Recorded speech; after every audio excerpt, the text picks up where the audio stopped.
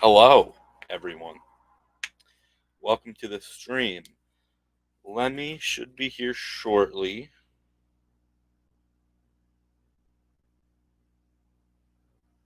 And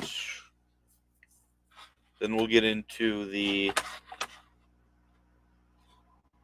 uh, the tidings of stream. Until then, I'll show you this.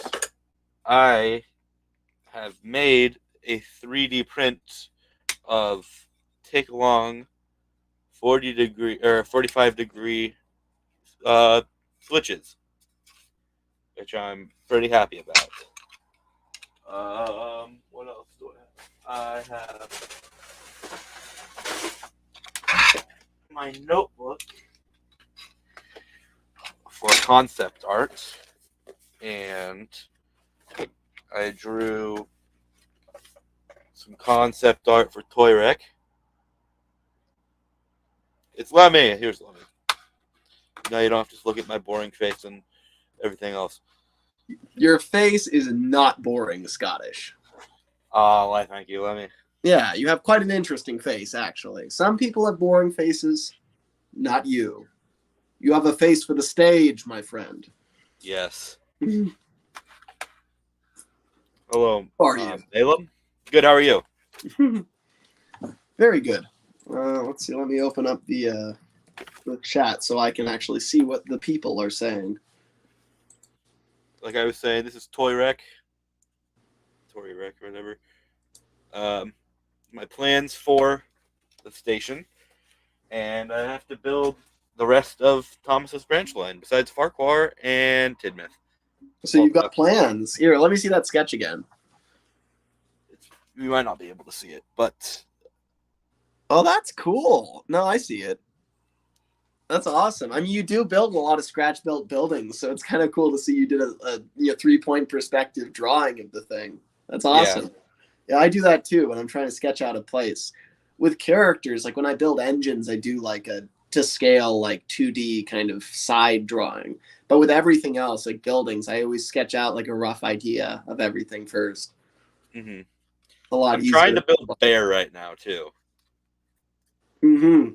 That's exciting. So this is what I've got. Ooh, look at that! Oh my god, that's great. I love that. The shape. Here, let me see him up close. You got like the slant in there, and then how the roof does the thing again, where it kind of flattens out. Like, I love that. That's very exciting. That's so well built too. That's so smooth. Thank you. Yeah. The only thing I don't know is how I'm going to build the chassis. Yeah. Yes. So I need bogies. I mean, there's a lot of ways. I've got the bogies. I just don't know how to make them, like, sit on there, stay on there, and be able to turn. I mean, in theory, he could just rest on those and you wouldn't even need to attach them.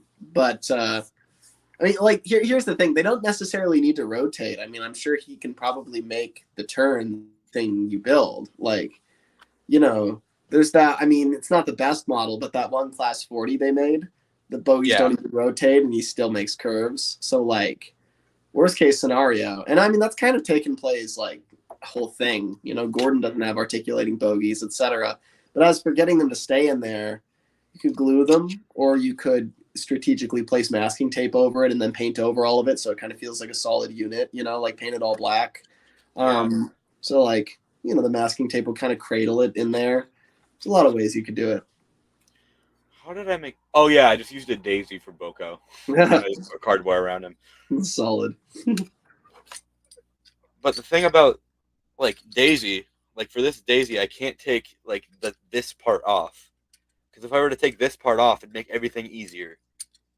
Yeah, very true. Malum says I can immediately tell that that's Bear, and I agree. It's like the outline is very recognizable. Yes. Because I was looking at it, I was like, It looks like Bear, but it also looks like Sigrid. Sigrid. What an outlandish character. Here's the thing. Like, I've not done much thinking about Sigrid as a character, but I feel like the second I do, she's going to become like my favorite Arlesdale engine. Like, because the rest aren't particularly interesting to me. Jock is. I like Jock a lot. I like Jock too. Yeah, Jock's the only one I'm in. Like, if I was gonna do like an Arlesdale story, Jock would be the protagonist for sure. Because like, I don't know, he's just kind of like, he's a cool character. I mean, he's a new build, but also like, I don't. There's this very settled family of like Arlesdale engines, and then Jock enters into it, and he's like newer and buffer than all of them. Like, he's really strong. Like, he's a total Chad. But then it's like, he's not like, he doesn't have any of the experience. So he kind of comes in here and it's like, he has a right to be cocky, kind of. Like, he is strong, but like, the funny part is the Arlesdale engines will just laugh at that. Like, they don't respect strength, They respect like work ethic, sure. But also like, out of all the railways on the island, I feel like the Arlesdale is the least like dignified. And not like in a negative way, but in like I don't think they have a lot of like arrogance or pride, Like the Coldy Fell, I think, takes their work very seriously and is very intense. And I think the Skarloey Railway has this long history of fighting to keep their line alive. And the Mid Sodor fought to be seen as like a proper mainline railway, apart from its narrow gauge implications.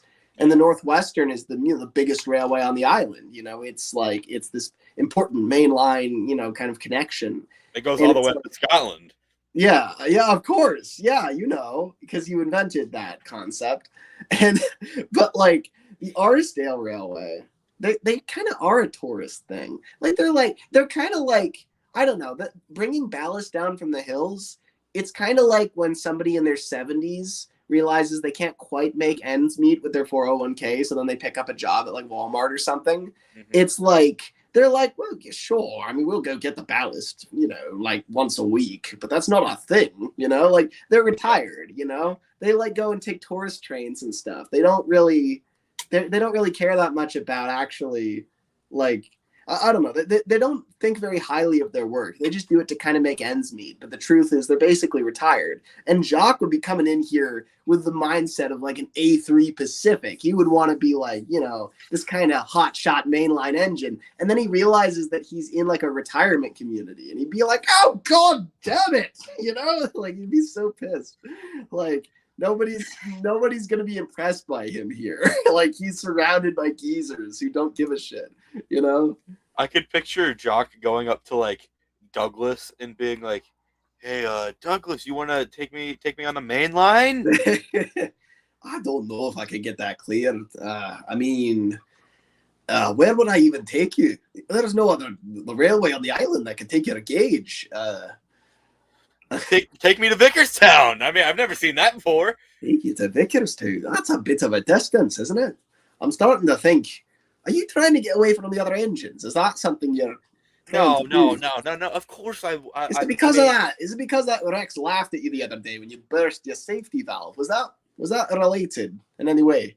We don't talk about that, okay? Well, I do, and Donald does, and actually the rest of the island does ever since we told them. So, that got around. I don't know if you want to go to Vickerstown. I mean, everyone we pass is going to be bringing up a safety valve thing. You might not want to,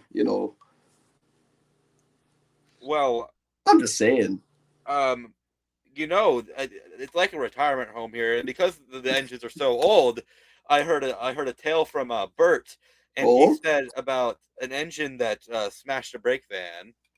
Mm-hmm. Did he now? I wonder who that was.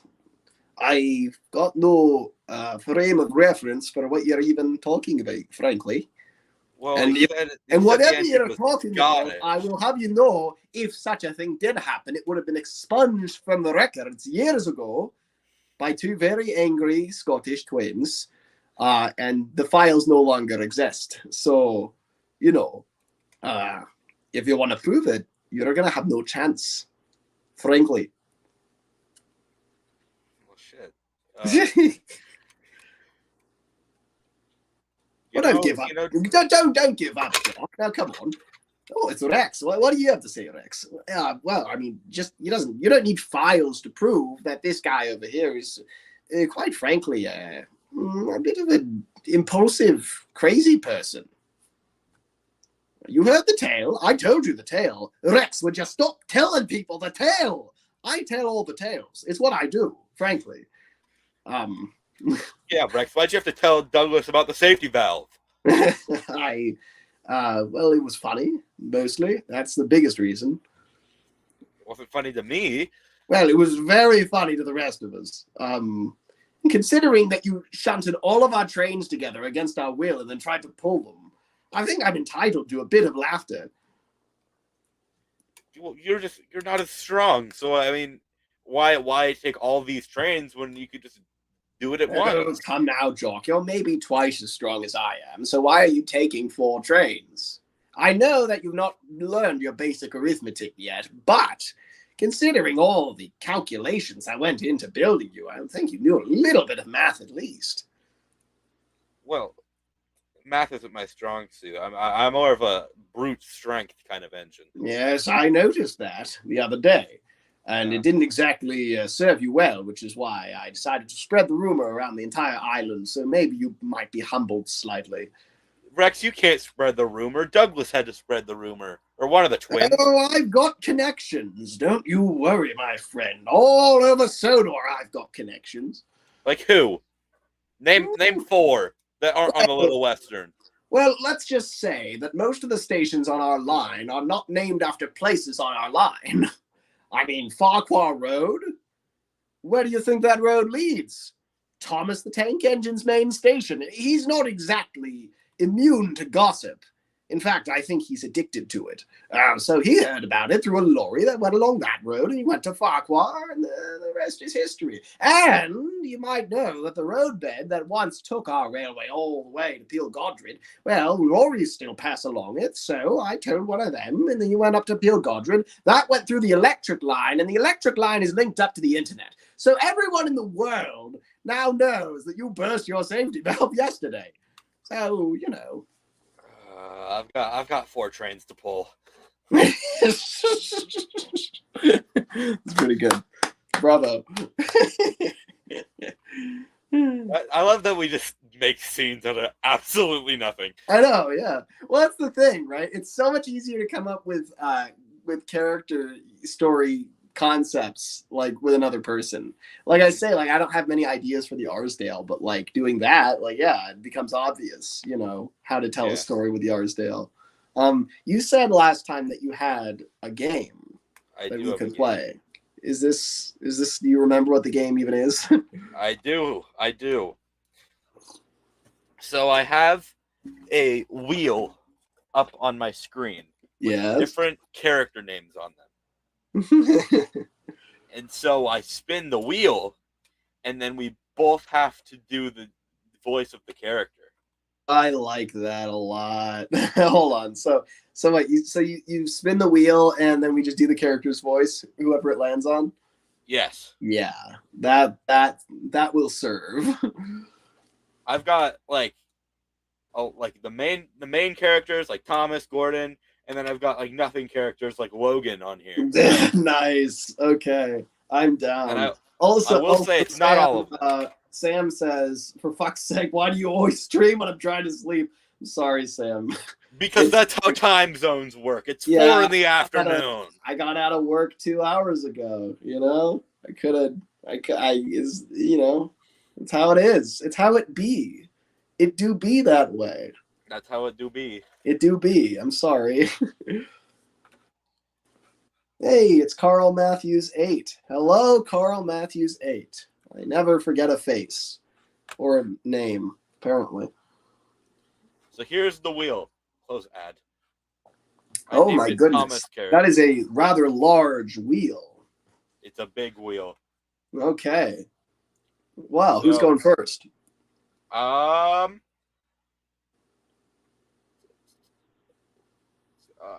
We need a wheel to decide who's going first. Okay. All right. How about this? If it lands on a steam engine, you go first. If it lands on something else, I go first. a lot more steam engines on here. Well, that's your fault. You made the wheel. Yeah, it's true.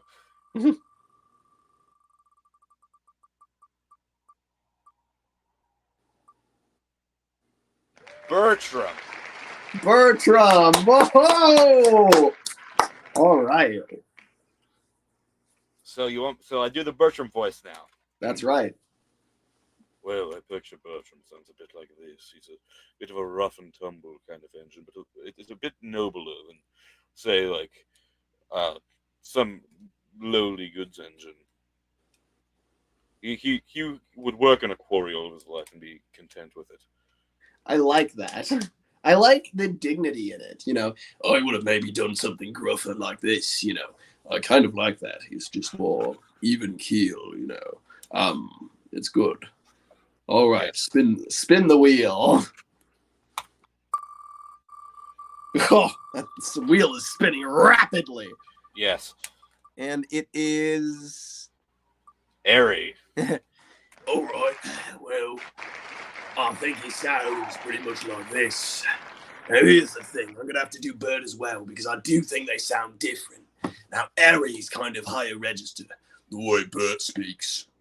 He's down here, Bert speaks. They have the same accent, basically. But Bert has a much deeper voice, and he sounds a little bit slower. Whereas airy, he's kind of like the Alec Baldwin voice. That Alec Baldwin does. Mm-hmm. So you get a difference between them. Anyway.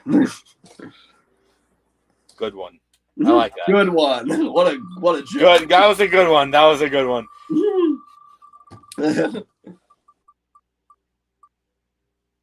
I gotta do Bert.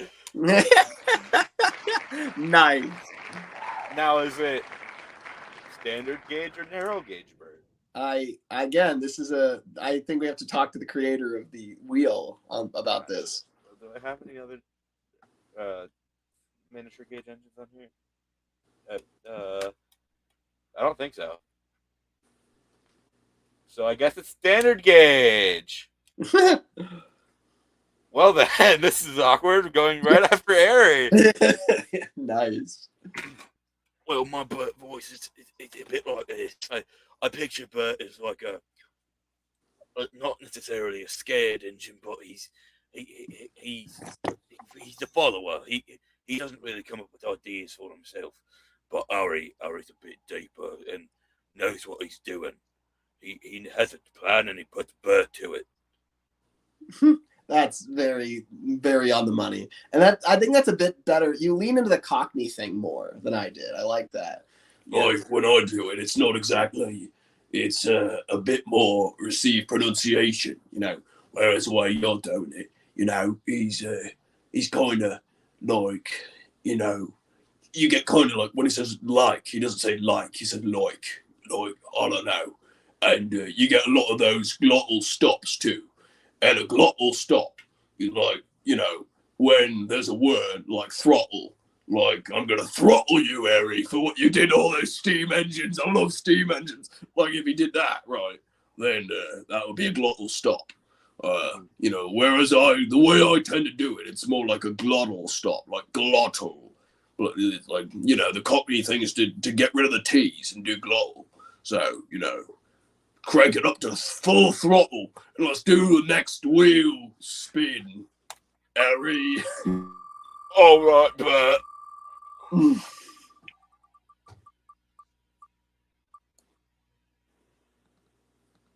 Sydney.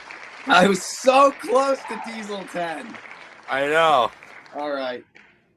Well, Sydney, he sounds something like this. I haven't watched the episodes in a while, but he is really light-hearted and friendly, and he's kind of up here nasally, He's, that's pretty much it. That's how Sydney sounds, more or less, Yeah, that's pretty much the same for me.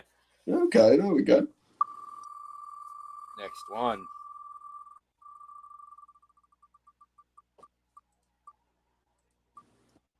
James. There we are. A high roller. I picture James sounding like this. He's got a bit of a he always sounds like he's got something to say at the end of his sentence, like a question. I don't know That's how to describe it, but he sounds very, very dignified, even though he's not. See, that's very interesting. You know, a lot of people do that sort of James voice that's kind of up here. No, sorry, it's down here. For some reason, I prefer James all the way up here, all the way at the top. He just squeaks sometimes when he speaks, you know. Whereas, you know, this is a lot deeper. And for some reason, they both sound like James. You know, they're very different voices.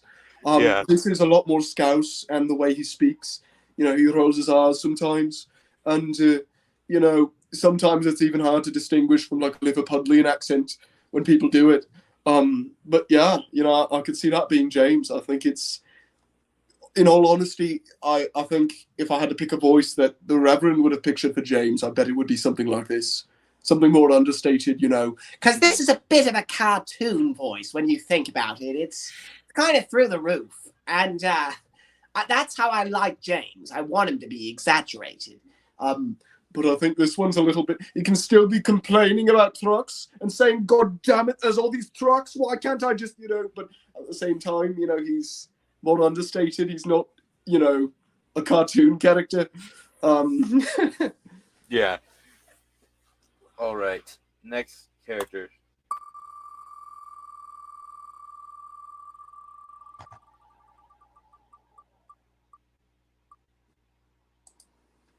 Paxton.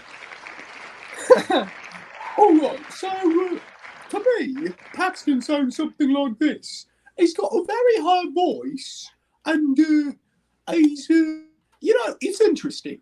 But the thing is, I don't like Ryan very much, and the reason I don't like Ryan, I probably brought it up before, but the reason I don't like Ryan is they On the last basically stream. have the same voice, you know? Yeah, and they're the same guy, essentially.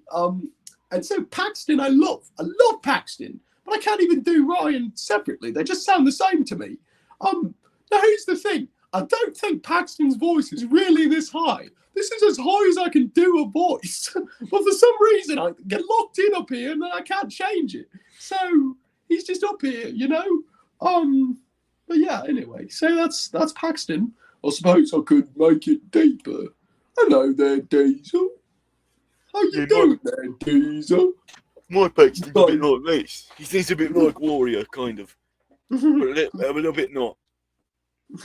Yeah, I could see it. I could definitely see it.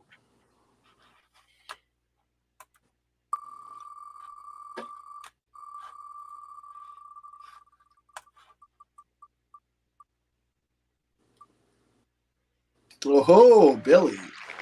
What do we got here? I haven't thought about Billy in so much. I don't even have a voice for Billy. I do, but I'm gonna let you finish.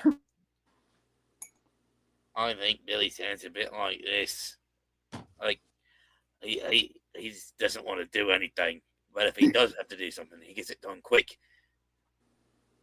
I mean, that's good. These are very distinctive voices.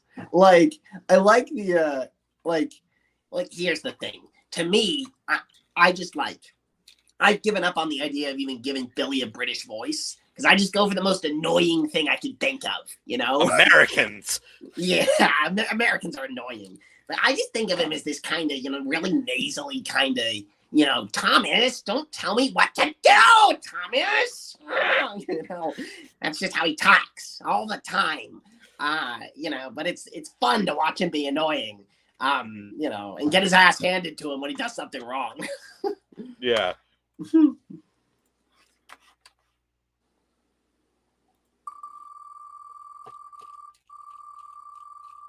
see, what do we got now? Rheneas.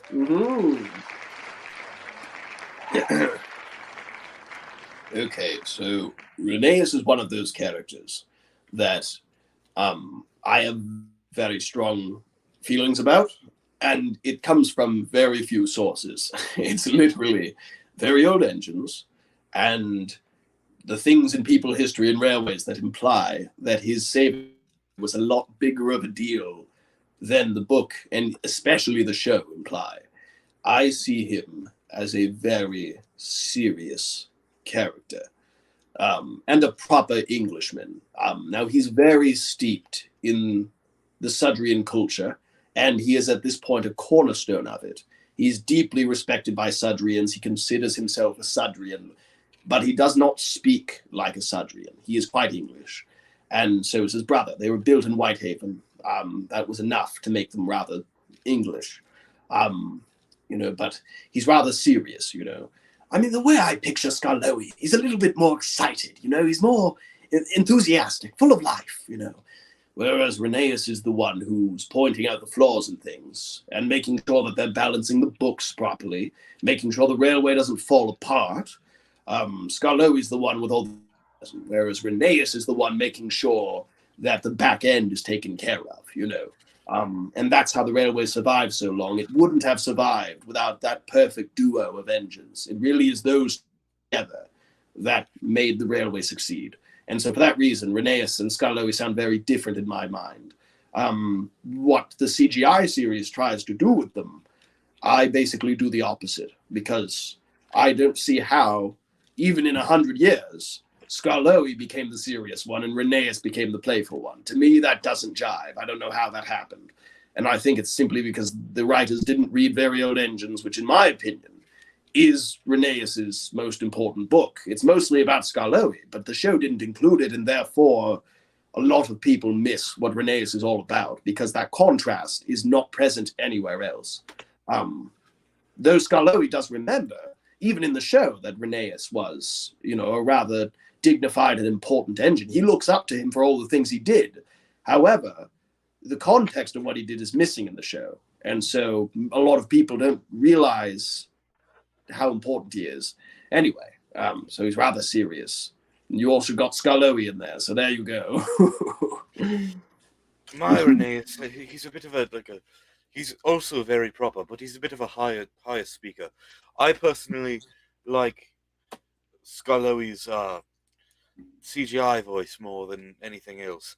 But yes, you mean the deeper Skarloey voice? Yes, Oh. I like the deeper Skarloey voice. I am Skarloey, as you can tell by my deep voice. If your ears aren't wording, you're not being a really useful engine. Oh, indeed you are not. Now here's the thing about Skarloey. He's very Welsh. He's incredibly Welsh. And I do appreciate why they did that. In fact, with all of the, with Rheneas, he has also got this Welsh accent going on. And I do love the voices that they chose for the characters. I do think Skarloey and Rheneas are switched. I don't think it matches them. However, I understand why they gave them the voice. However, I think it does a disservice to where they actually came from. Because you see, Taliesin and Dolgoch, those two are very Welsh. They were built in England and then immediately shipped over to Wales. So their whole life was in Wales. It makes sense they would be Welsh. Skarloey and Rheneas, up until maybe the 50s, 100 years after they were built, have never gone to Wales. So there's no reason. I understand why they did it. It's a bit like somebody said that Connor and Caitlin, the reason they gave them sort of Irish accent is because they wanted them to represent like all the Irish builders that built them and were part of the kind of the working class building these Hudsons and whatnot on the American East Coast. I don't know if that's true, but it's the same sort of idea.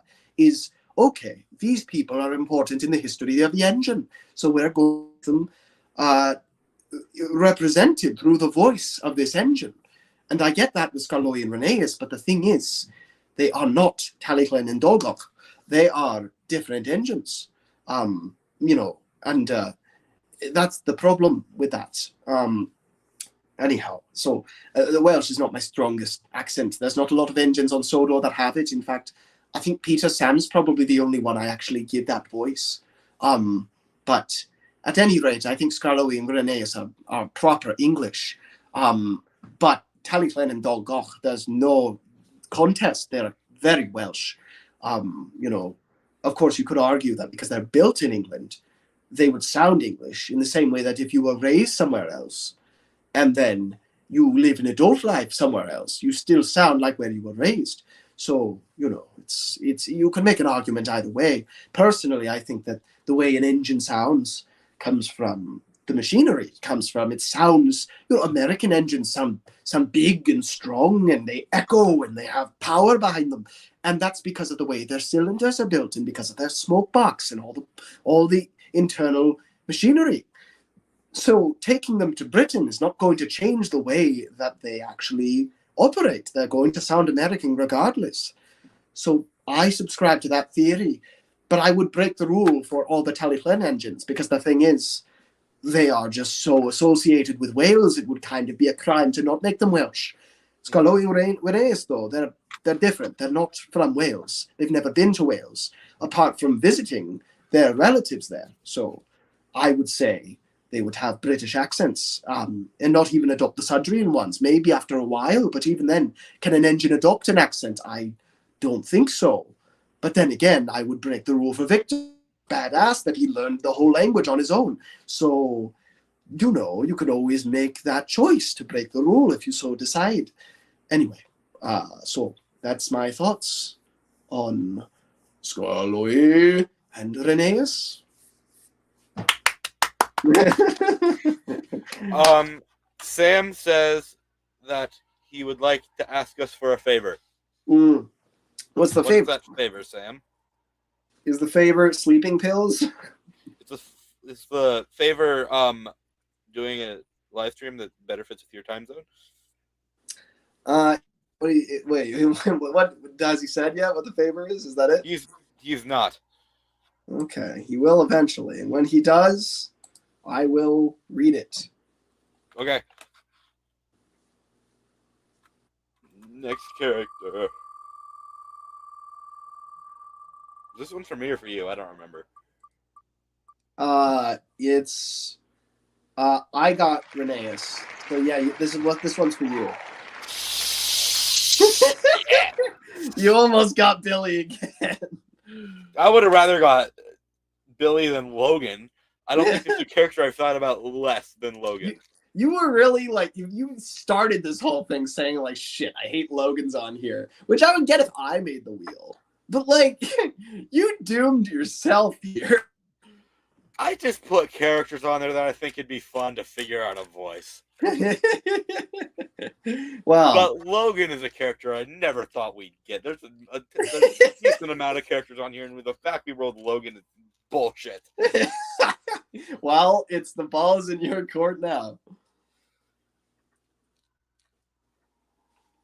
Oh, my picture, Logan, is like a chimney sweeper kind of engine.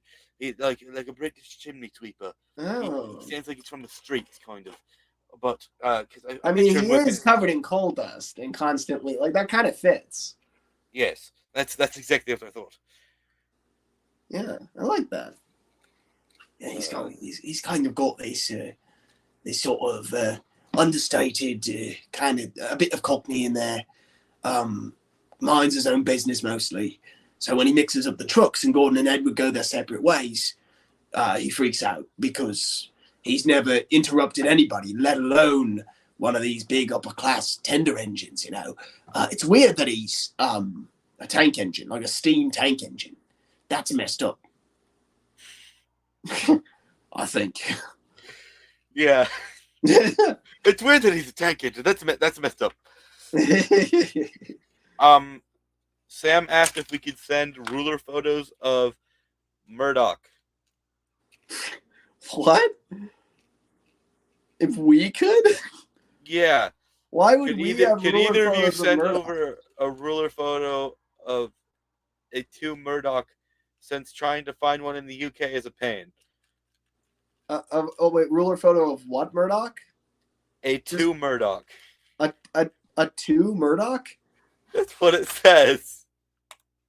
Sam, what is a 2 Murdoch? And Murdoch's not spelled correctly. It's an H, not a K. A 2 Murdoch. Murdoch.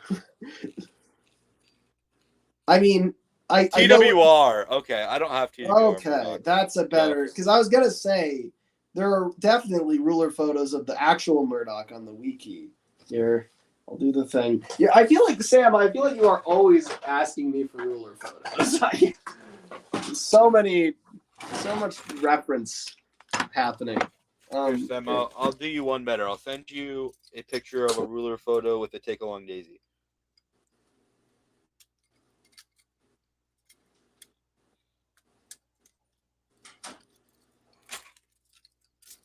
Actually, you know what, Sam? If you want the ruler photo of a take-along daisy, I've used this thing so many times and almost never for myself. It's almost always because somebody wants references, and I'm like, okay, all right. there you go. You can screenshot if you'd like. Don't know why you'd need it, but Murdoch. This is Murdoch. He's the finest engine in the world. Here, okay, I'm gonna have to do the thing.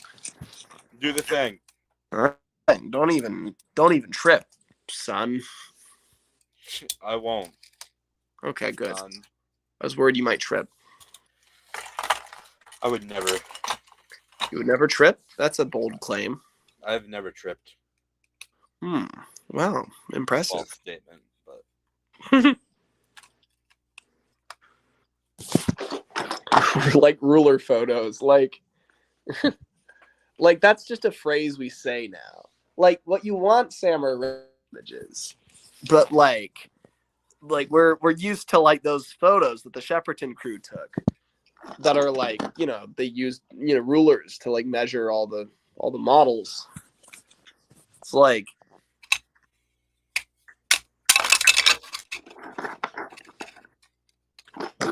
well, let me doing the ruler photos. I am doing the ruler photos. That much is true. I will show off my 45-degree take-along switches again. Are you flexing? I am. I 3D printed them. And oh, wait, I haven't even seen those. They deserve to be seen. Yeah. I'm pissed that Take Along didn't make these because I don't know why they wouldn't. But Adventures did, but I'm not going to buy Adventures track because there's like no track packs.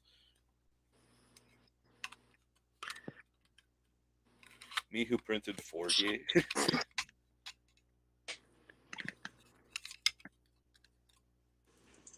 But yeah, here are these. I also have Arlesdale sheds. Can you imagine if television worked this way?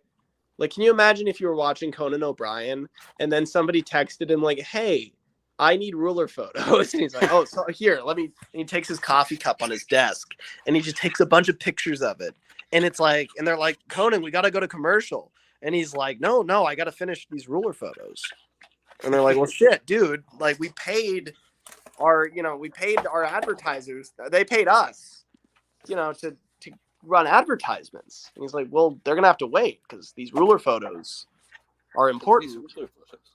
Yeah, this is not television. Is really my point. True. So here's Arlesdale sheds. I haven't painted them yet, obviously, but and then here's Arlesdale carriage sheds for Isabel, Dulcie, Alice, and Mirabelle, whichever ones are staying up at that end of the line. Okay, Sam, you're receiving a flood of ruler photos now. And then here's the Mathewite. Well,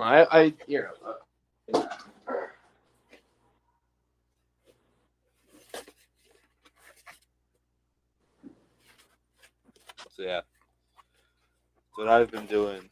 I need to make a lot more stations, though.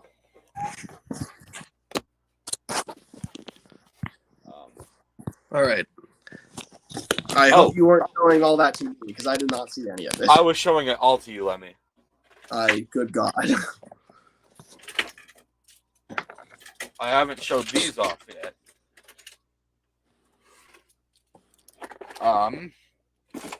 Yes. Here, show me the switches. The switches, okay. Whatcha?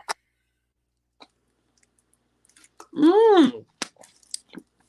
They're red. They are red. I'm gonna paint them, but Do they? So they work with your existing track? yes, Like they snap well?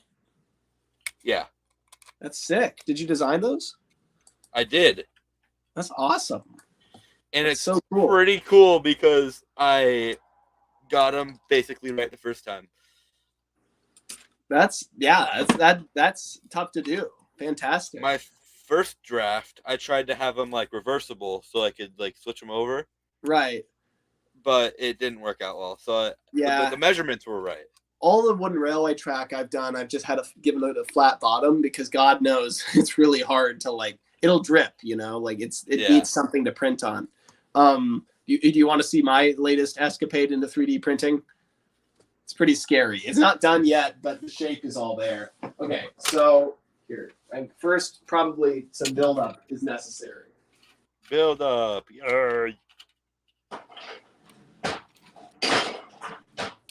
All right. So, hold on.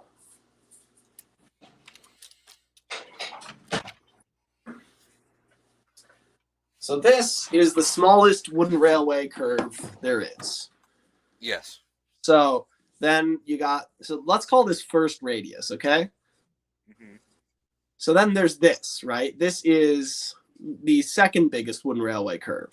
And in fact, these are the only two official curves. So we'll call this... what Matt did and do like the super big, like long curve, like the 3 radius or whatever? Okay, so this is the choo-choo track that Enterprising has. So I have this as well. So when you look at this, if you line it up in such a way that it creates an arc, then you'll notice there's actually a gap. Like this. Oh, you did in between. Yeah, so this is really, well, hold on. So this is not second radius. This is third radius. So there's first radius, second radius doesn't exist, and then third radius. Now, second radius could easily exist. I have not printed second radius, though, because I don't think I have any need for it, because anything that it would accomplish, one of these would accomplish. Mm-hmm. So if you follow the trend, first radius, second radius, third radius, fourth, fifth, sixth, seventh radius is what this is. So, well, how would you react if I were to tell you that I have done 14th radius? So let's see it. Let's see 14th radius. So it's just gonna be like a straight piece of track. it's as close as I can bloody well get. So this is 14th radius track. Matt's gonna want that. Probably. I mean, Enterprising Matt. Yeah, no, I know who you mean. And just for reference, that's first radius, so it's basically the same curve. Yeah, well, that's the thing, right? They accomplish the same thing, just in different lengths. So like they end up, if you were to put straights coming off of this, they would end up parallel. So it's like, this is a 45-degree angle, same as all the other track. Did you print it in sections? I did, yeah. So I'm making 3 more. So sections like this. Mm-hmm. And I printed them a lot shallower because the bigger you make them, they start to warp and have problems. Yeah. A lot of hair pulling. But so, I kind of do that, and then I slowly put them together, and you end up with this long section. Did you just tape them? Well, I taped them at first. I cut out like a cardboard backer kind of that goes underneath here to fill that gap. The ends are totally 3D printed. But then everything here is cardboard. And so that way I didn't have to waste all that PLA, and I didn't have to wait so long, and it didn't warp. And then I taped it all together on the sides. I'll paint over that same as everything else so it has a uniform color.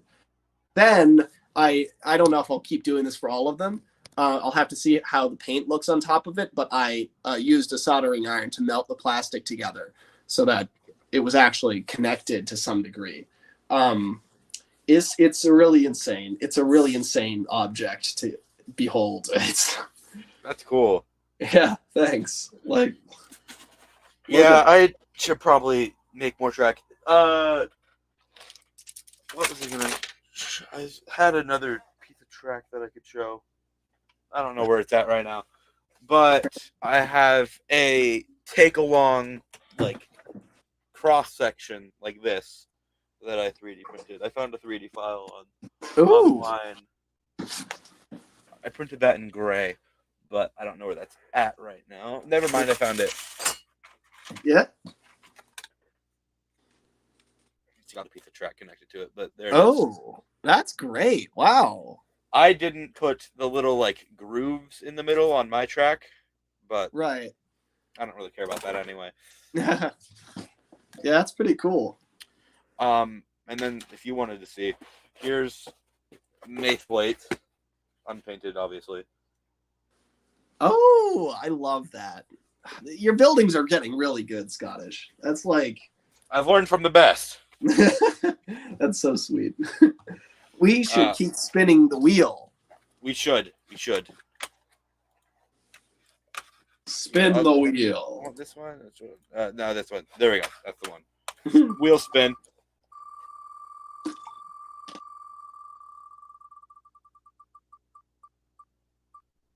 Dustin! Nice. Which one of us is even doing it? I think it was you because we had Logan last. I don't even know. I guess he sounds like this, like a stereotypical Canadian accent. Here's the problem. Like, there's kind of this idea of what Canadians sound like, but I know a lot of Canadians and they don't sound like this. I mean, like Ted kind of has a he doesn't speak that way. He's like just very, I can't even do Ted's voice. He can't be replicated. Honestly. I don't know. I don't even know. I know all I think of when I think of Dustin is Rudy Productions. So I don't even know how to do his voice. He's just a guy, Like regular people are not easy to replicate. Why don't we just remove Dustin? Wow. Whoa. Defeated. What's he gonna add? I mean, I don't know. Like the characters I don't think about like the most are Logan and Dustin. Like I think about Sam. Because he's kind of cool. Right. I would say Logan's the one I'd be most likely to use.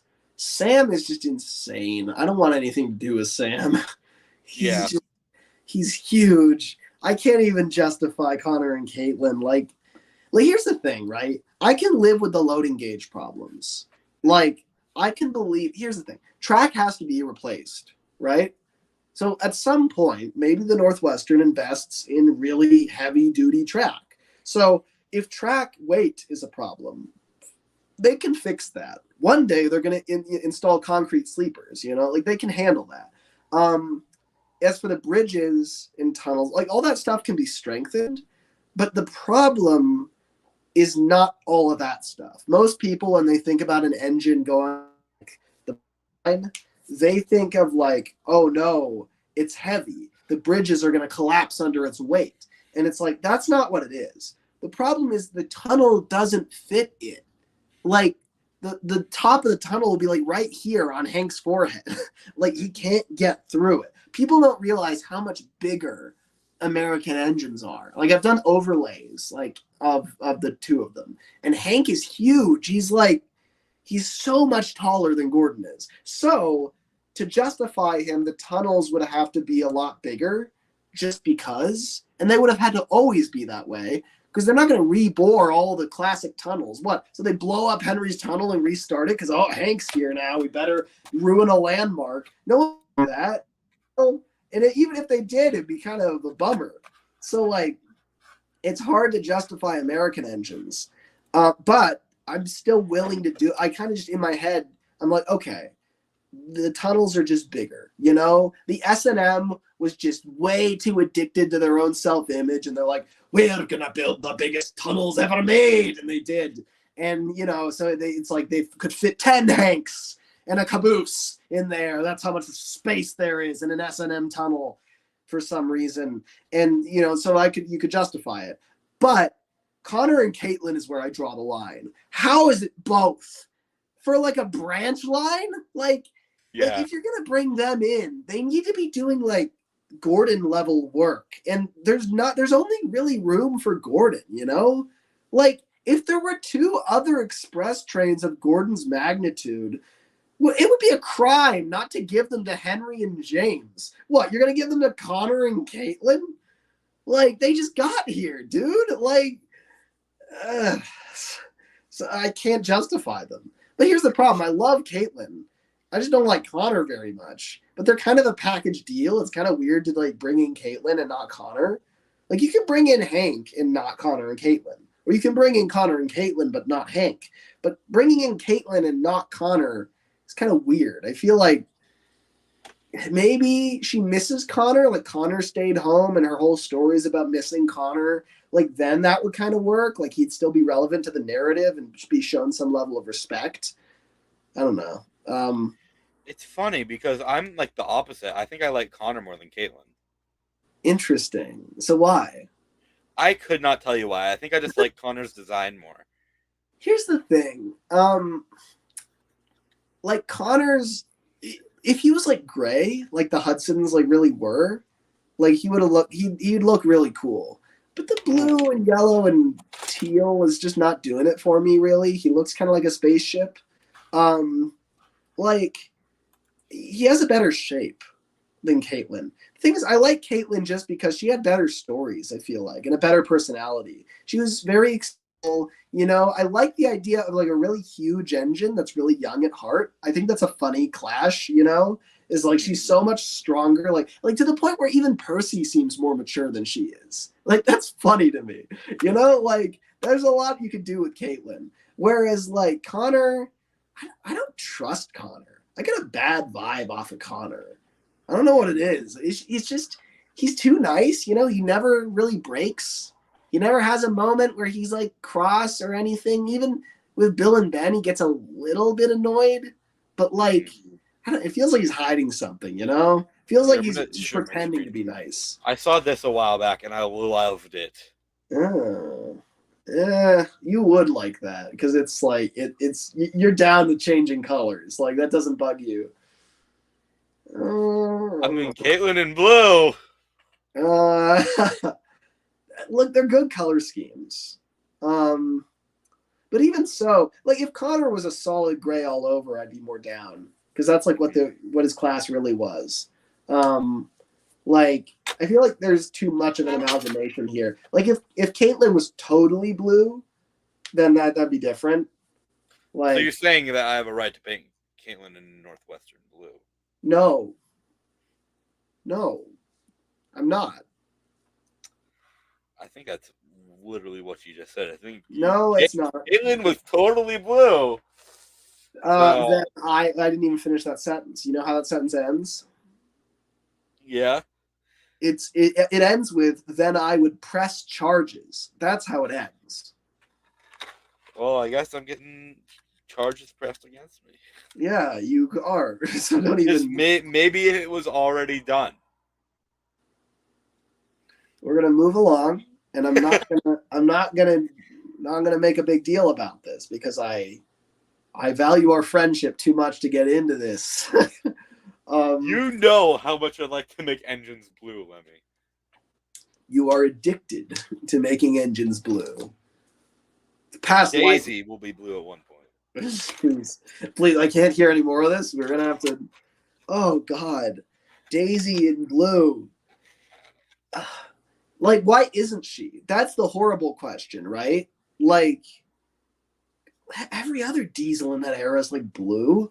Like, I've never seen a 101 in blue. Why is that? Were they never in blue? Why can't I picture that? Oh no, they are in green. All of them are, yeah.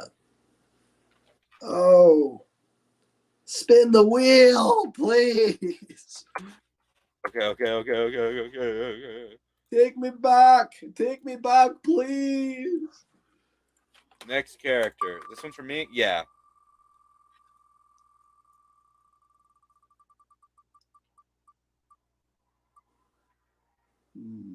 Neville. Neville, that was on the line. Yeah, it really was. That was almost Molly.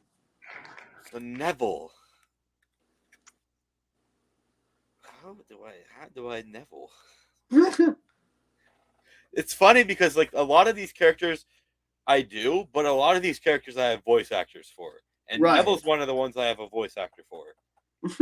So do you just rip them off? Yeah.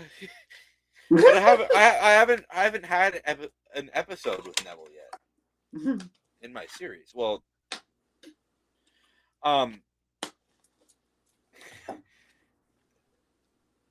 Neville, like he sounds a bit like this, you know. Not it's kind of a cross between son of a bitch, between Logan and the Arian. Don't know why. I also feel like Neville sounds like that. Like, but here's the thing. Part of it is kind of because of his war heritage. I feel like he needs to sound a little bit kind of badass and world-weathered. But, like, if we ignore that part of him and just look at what the episode gives us, I think he should probably sound like this. Hello, I'm Neville. Hello. Hi, how's it going? I'm Neville. It's a pleasure to meet you. like really just very unapproachable. Because that's like his whole thing, right? Yeah. Here, I want to share another thing. I found an engine. Oh, wow. Impressive. Okay.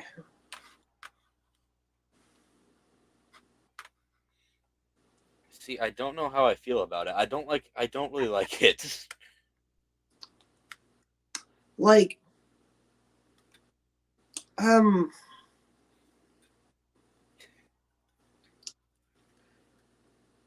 see, I'm sure I've seen these before. Oh, look at the one with the white window surrounds. This one? Yeah. Go one above the other one. I think that's like class. that. Yeah, that's a lot classier. But it also reminds me of Pip and Emma. So But that's kind of cool, isn't it? Like Daisy is basically what Pip and Emma are. She's the branch line version of Pip and Emma. True. Like there will probably be a day where Daisy is the main engine running Thomas's branch line and Pip and Emma are the main engines running the main line. Like in like 2050 or something, They'll all be the old geezers, right? But the thing is, like, the way the Northwestern works, it's like they use an engine until it physically can't do the job anymore. Yeah. And it's like, well, Pip and Emma could definitely do the job well into, like, the future. Like, they could keep doing this for another 50 years. No other railway would be using engines like that, but they could. Mm-hmm. And so it's like, likewise, Daisy would be like, she would be running the line for like a long time, like 90 years. Like I could see that where Thomas is in a museum and then it's like 2050 and Daisy's running the branch line. So she's the branch line version of Pip and Emma, but also then the livery wouldn't even be relevant at that point because BR's been dead for like 60 years. So I would like to dive into this for a minute. Where do you think Thomas would go? Do you think he'd go to a museum? Or do you think he'd go somewhere else on the island? No, I don't. I think, here's the thing. Thomas is going to keep running until he blows up and dies. That's what Thomas is going to do, no matter what anyone tells him. So I think what would happen is Thomas would get relegated to kind of tourist services. I think that he would peter around the whole island pulling Annie and Clarabelle and do long tours and a lot of stops for water. But like he'd be constantly wowing the passengers and, flashing smiles at them and having conversations and he'd get to visit everybody. Like, I think that's how Thomas would spend the last like 50 years of his life is literally just doing that, which is a very active role. But he also is humble enough by that point to recognize that he can't make a difference for the railway revenue wise. Like he's not going to be able to like do jobs that actually make money unless they're like tourist jobs. And so that's what he is. But like so famous and beloved by that point. I feel like everybody would want to see him. Like one year he might be like, I think, because he's old by this point, he'd be like, I think I'll do a tour around the entire United Kingdom.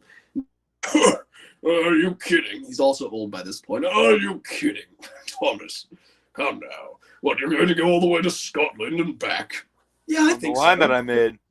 There's that bridge, isn't there? We don't talk about the... Oh, I talk about the bridge, and I'm going over the bridge, frankly. You're going over the bridge, are you now, laddie? We'll go with ya! We're going with you across that bridge. Don't you worry. Oh, don't you worry, Thomas. We never sleep. We go over that bridge every damn night. But, like, I could see it where Thomas would literally just spend, like, 5 years going around the entire United Kingdom and in the same place twice. Like, that would be him, And it literally, like, there'd probably be some board of tourism set up, with some investors, and they're like, well, it'd be a good idea if we give you some first-rate coaches, maybe 7 or 8. And no, I'm taking Annie and Clarabelle. They can only pull like 100 people. I know, yeah, but come on, they're my coaches. I'm not going to leave them behind. Okay, Clarabelle would be so happy. They'd be like, "Oh, Thomas." Yeah, they'd be really touched, and they would like encourage him. That would be like a whole story, right? Is Thomas he'd come home, right?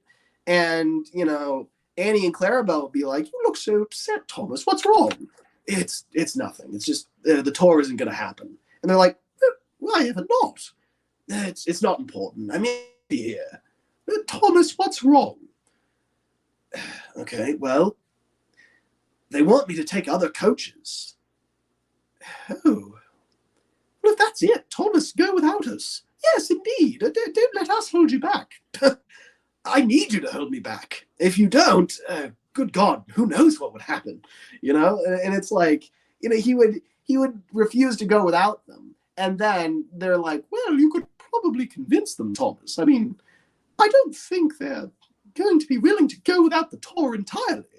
So he goes back and he uses his silver tongue to convince them that he should take Annie and Clarabelle. And then the tour makes like 1/5 of the money it would have, right? Like they could have pulled so many more coaches. But he refuses, he just takes Annie and Clarabelle because he loves them. And so it's like, that would be so cool. Just think about literally Thomas and Annie and Clarabelle going across the entirety of England just on their own. It's just them. And then they like count every time they pass a windmill. It's like, oh, there's a windmill. Hey, there's another windmill. That's the 17th windmill. Man, there's a lot of windmills in Scotland, Like, and like there'd be photographers at every windmill, like, I got the windmill shot. Thomas is like, no, you got one of 100 windmill shots, my friend. But I can picture that as like the end of the series. Yeah, like that would be cute. One. That'd be so good. Or the start of like a new era. I would love to see like a legacy Thomas series that takes place 100 years in the future, and it's about new characters, that are totally brand new and like running the island, and it's mostly diesels and electrics and stuff, and maybe some experimental new steam engines that are like actually really efficient. But then like Thomas is still in it, he still has a role. He's still like, he makes guest appearances and gets a few episodes, and you get to see that he's getting on all right, Have you seen Fuller House? No, I haven't. But okay. I'm familiar with the concept.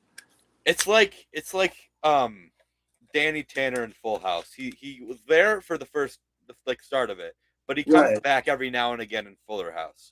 Yeah, like that's what I think Thomas would be like. He'd be like, all right, I kind of want to go sleep at Tidmouth one more time, so let's go back to Tidmouth. Right, and it's like by that point, there's literally all these electrical wires stemming out of Tidmouth. It's like it's just a totally different. He's place. Like, okay, this isn't Tidmouth. Let's go somewhere else.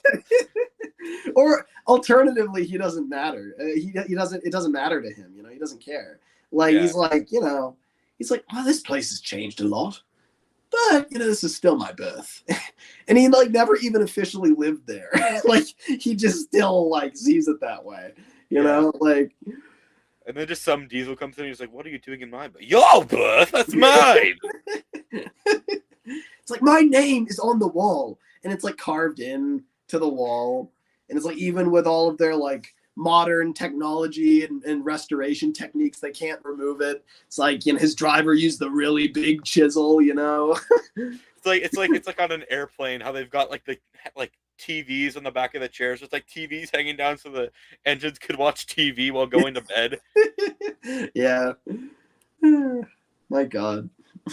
Thomas would be like, "Wow, I can finally catch up on Grey's Anatomy." Do you care to spin the wheel? Let's do it.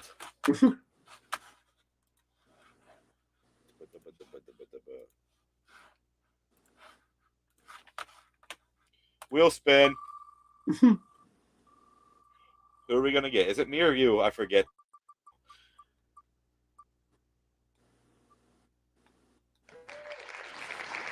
Bill. Just Bill. You're gonna have fun. Who is it? Me or you? I don't remember. What was the last one? Last one, I have no idea. There's an obvious record of it, but let's not check. Let's just say it's me. Okay. Bill, I think, talks like this. He's got like a very squeaky voice, but it's not necessarily American. But that's what I think of because that's what I heard. See, that's also what I kind of picture. Like, they have this kind of, warbly voice. But it doesn't really make any sense or translate well into actual character voices. But that's definitely what I'm picturing. Yeah, me too. Don't know why. Well, it's probably. Whereas, I think the one that they have in the show is a lot more makes more sense, and they've still got kind of that Bill and Ben energy, so it works. It's a lot of fun, but at the same time, I think that that's not really what I think in my soul they sound like. I think that's just what I default to because it's the only one I can do that doesn't sound silly, I guess. But maybe they should sound silly. Maybe that is because they're Bill and Ben, Yeah. I think either one works. Spin the bloody wheel. Wheels getting spun. Whoa! Dart. Oh, I love Dart. All right. So he's fun.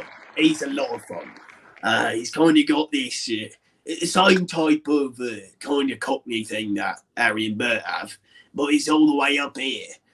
What he means is he doesn't know how to form a complete sentence, so I have to help him. That's always what I gotta do, because that's my whole lot in life, I guess. I don't know if Den ever even asked me to finish his sentences for him, but I do.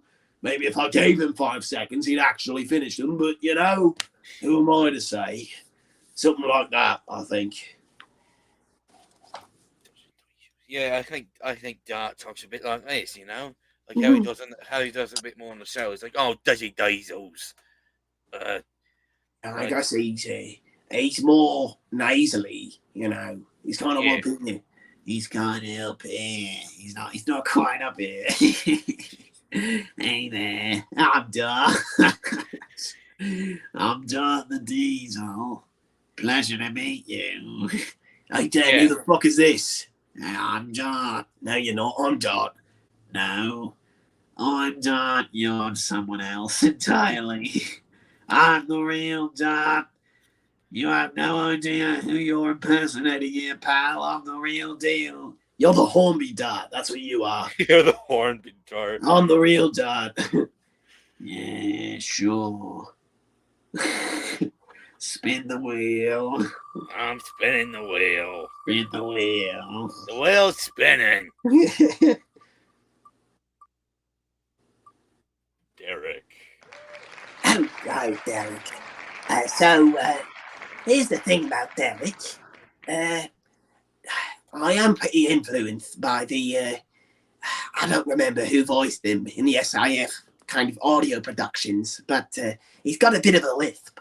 Like, I can't really grab it. It's such an iconic voice, but he's really just, he's so weakly and kind of, he's a bit insecure and he's very prone to manipulation. Derek could have replaced Paxton. If they just brought Derek back instead of using Paxton, he could have gotten all the same character development. But he didn't, and that's okay, because I like Paxton. And it's because they put Paxman in. Now, the thing is, like, in season 5, he kind of sounds like this. He's like, hey, how's it going? I'm Derek. It's a pleasure to meet you. Like, but it also sounds like he's really kind of on the verge of snapping at any time, you know? Like, he's just, you know, he's kind of barely holding it together, and he hopes no one finds out that his engine is total crap, because if they do, then it's all over for him, you know? So he's just kind of, he comes into the yard and he's like, hey, I'm ready to work. What fun. This will be great. You know, not in an offensive way, but he reminds me a bit of some, like, Mormons, the way some Mormons talk, you know, where they, you know, they're just very happy. And it's like, I'm sure a lot of them, that happiness is authentic. But some of them, you wonder, it's like, well, are they putting on kind of like are they an act? Are they telling themselves to be happy and stay happy? But in reality, down inside, they've got problems that they, you know, are worried about, but they just never talk about them because they're, you know, trying to keep it on the even keel. You know, like, that's kind of what I think of Derek being, you know. Derek is Mormon to me. So that's what I picture Derek being like on levels. There's the original that just for fandom reasons is so authentic to me. But then there's what I always watched the episode and thought of, and that's the Mormon Derek. So Yeah. you know. How do I do Derek? I have, like, there's most of these characters I have not thought about doing, but I just thought it'd be fun to figure them out on the spot. Right, yeah. Like Logan and Dustin and Derek and Fred. Like, these characters that I have not even thought about doing a voice for, but I think it'd be fun to figure them out. Derek, I think, talks like this. You know, he's got he's got maybe a bit more British, but I don't know why. But I have a lot of American voices for these damn engines because that's what I grew up with. I got a lot of American voices for these damn engines. I'm Derek the Diesel. I'm gonna make you an offer you can't refuse. It's called fixing my damn engine. Fix my fucking engine. Come on. There are some, I used to be really strict about this, but there are some characters that just, I can't picture any voice other than American. Like, it's not that I think they're American. I don't, you know? But some of them are definitely like American voices, like Derek, right? Like the one I just did. It's like, I could do a British version of that, but I feel like, when's the last time you met like a British, like Mormon, you know? Like, Yeah. that's, I'm sure that's a thing, but it's a very American phenomenon. But yeah.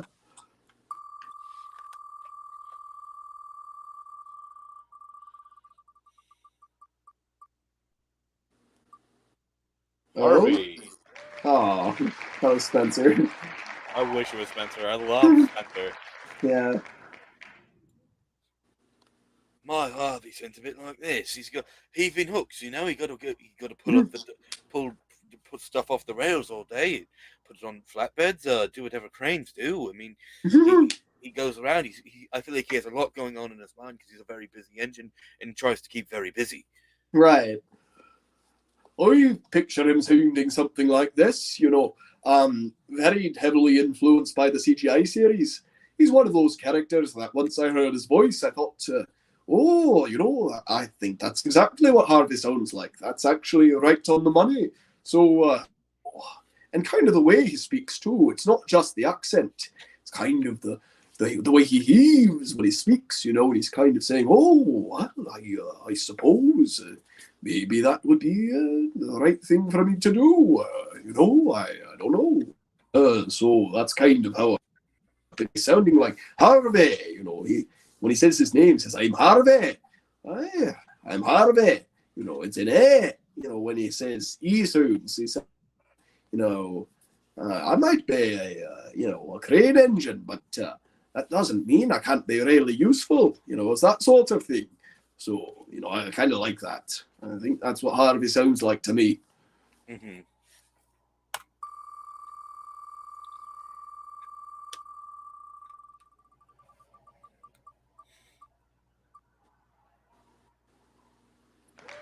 Pip. Okay, Pip. So here's the trouble with a lot of these female characters, is I into a high register, and if it's received pronunciation British, I don't really do different voices. They're all just kind of this, you know? Now here's the thing with Pip. She's really excitable, you know? She's really, really daring and ready to go, you know? It's kind of reflected in her name, you know? She's Pippy. Whereas Emma is a lot calmer and smoother and more, you know, kind of reticent in life, you know? So she speaks differently, with a little bit more breathy. And she's, oh, Pip, I don't know if we should do that, baby. And Pip's, come on, let's go do it. Let's go break barriers and speed records and change the world, you know? That's Pip. That's the way I see them. I think they're very different. But I think that with those two, it's trouble because once I hit a certain register, I can't get beyond it. And, you know, with someone like Emily, it's a little easier because she doesn't say, she says easier. It's easier. It's a lot easier to be a queen than to be ruled over. Over. Not over. Over. Because she's that regal that she speaks in that sense. So she has a slightly different accent. And the interesting is that Edward's voice is in fact very similar to Emily's voice. It's just down an octave or something like that. And in fact, sometimes I do him a bit more generally, and he's not exactly as regal. But other times he's quite regal and even rolls his R's occasionally. Occasionally. So, you know, he can sound rather grand, but the difference is he doesn't sound like this. If he sounded like this all the time, he would sound rather arrogant and conceited. But he doesn't speak like Gordon. He speaks like Edward. And so while he has more manners than literally all of the big engines put together times 10, and he is in fact trained with all of the finest table manners, he is still rather humble, and he speaks as such. My biggest inspiration for how Edward sounds is probably Alfred Pennyworth from Batman. I think that's the biggest place I've gotten Edward's voice from, because he has that sense of service. He doesn't do things because he thinks that they will make him any sort of profit or because that they'll make him more revered. He does them because they are his duty to do. That's why Edward does things. And it's incredible how you can have a character with such a posh, upper-class voice, typically, and yet he doesn't sound arrogant at all because he's a butler. And that's basically what my Edward is a butler. Whereas Emily is literally the queen. But that's the trouble, really, is that I can do the voice differently, but there's a point where, well, maybe it sounds like this, maybe. You can make the argument. Well, so does Pip, and Emma, and all the others, because I'm male, and so to sound female, I just kind of go all the way up here. And it's unfortunate. I wish I had a higher octave. You know, it's unfortunate that I cap off right here. I wish I could go higher, but I can't. So I just have to top off here, you know. It's hard to do like female voices because they're so damn high. Yes. But I like try to flip into my falsetto for singing, but it's hard when you are not singing. Right. So I kind of do this, you know. I think Pip, she sounds a bit like this. She's very, very excitable, and she wants to go as fast as she can, but she wants to break every speed record imaginable. See, it seems that this is what most men do when they're trying to do a woman's voice, is they do the whole thing. But I feel as if I don't know much about decibels or whatever. But I mean, this is I feel like this doesn't sound female, you know. I feel like this is closer to a female voice than this is, hello, I'm female, I talk like this. I am a woman. Like, it doesn't, you know, I feel like it's a man. That's not to say you shouldn't do the voice. Alec Baldwin a lot of female characters, and I didn't dislike it. And there's other characters that do sound this way. I mean, but here's the thing. I think this does sound like a female voice, but I think it sounds like the deepest female voice available to women. That's the thing. Like Dowager Het. This is how she sounds. She has this voice that's down through the basement, you know. And, Very well alto. Yes, exactly. I mean, I would never have phrased it that way because I don't know anything about music. But Annie, for instance, I imagine Annie and Clarabelle. Clarabelle sounds like this. She's up here. Hello, I'm Clarabelle. It's a pleasure to meet you. And Annie is down here. Oh, Thomas, please, don't be insensible. Oh, I don't think he's being insensible, Annie. I think he's being rather sensible. Oh, you're just indulging him, dear. Don't do that, you know. They're very different, you know. And those are the two voices I can kind of do at this level of my voice. There's the one up here. Hello, I'm Clarabelle. And there's the one down here. Hello, I'm Annie. And they're very fun voices to do. They're not too hard to lock in. Some voices are very hard to lock in. These aren't. And I think when voices are down here, they are a lot easier to just keep doing them and not break character. Now, what is very strange about this voice is it's not far off at all from this voice. That's what's strange. It's happening in the same part of my throat. The difference, I think, is Gordon is down here. And Annie is... I don't even know. I don't know what the difference is. How am I doing this? It's the same note, just different octaves. I guess... maybe. I don't know enough about it. I mean, isn't Gordon's whole voice notes? You know, if he speaks like this, then maybe, you know... Well, actually... Hello, I'm Gordon. Hello, I'm Annie. Yeah. Oh, You're right. Yeah, it's just a different octave. it's like, oh.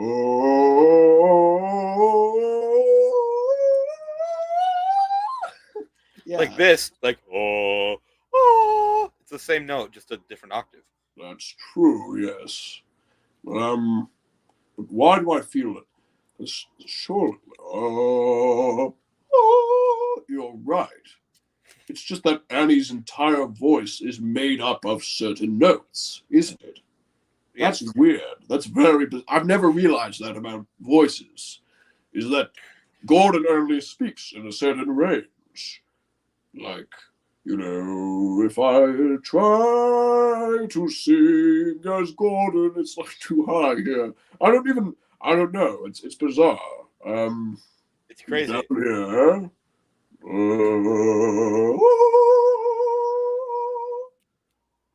I don't even know. Anyway, that's Pip. Yeah, my Pip, I did it a while back, but a couple minutes ago. But yeah, I think Pip is a very like fast-spoken character. Yeah. And unlike Emma tries to hold her back, but I feel like Pip is always the one going from Tidmouth to King's Cross.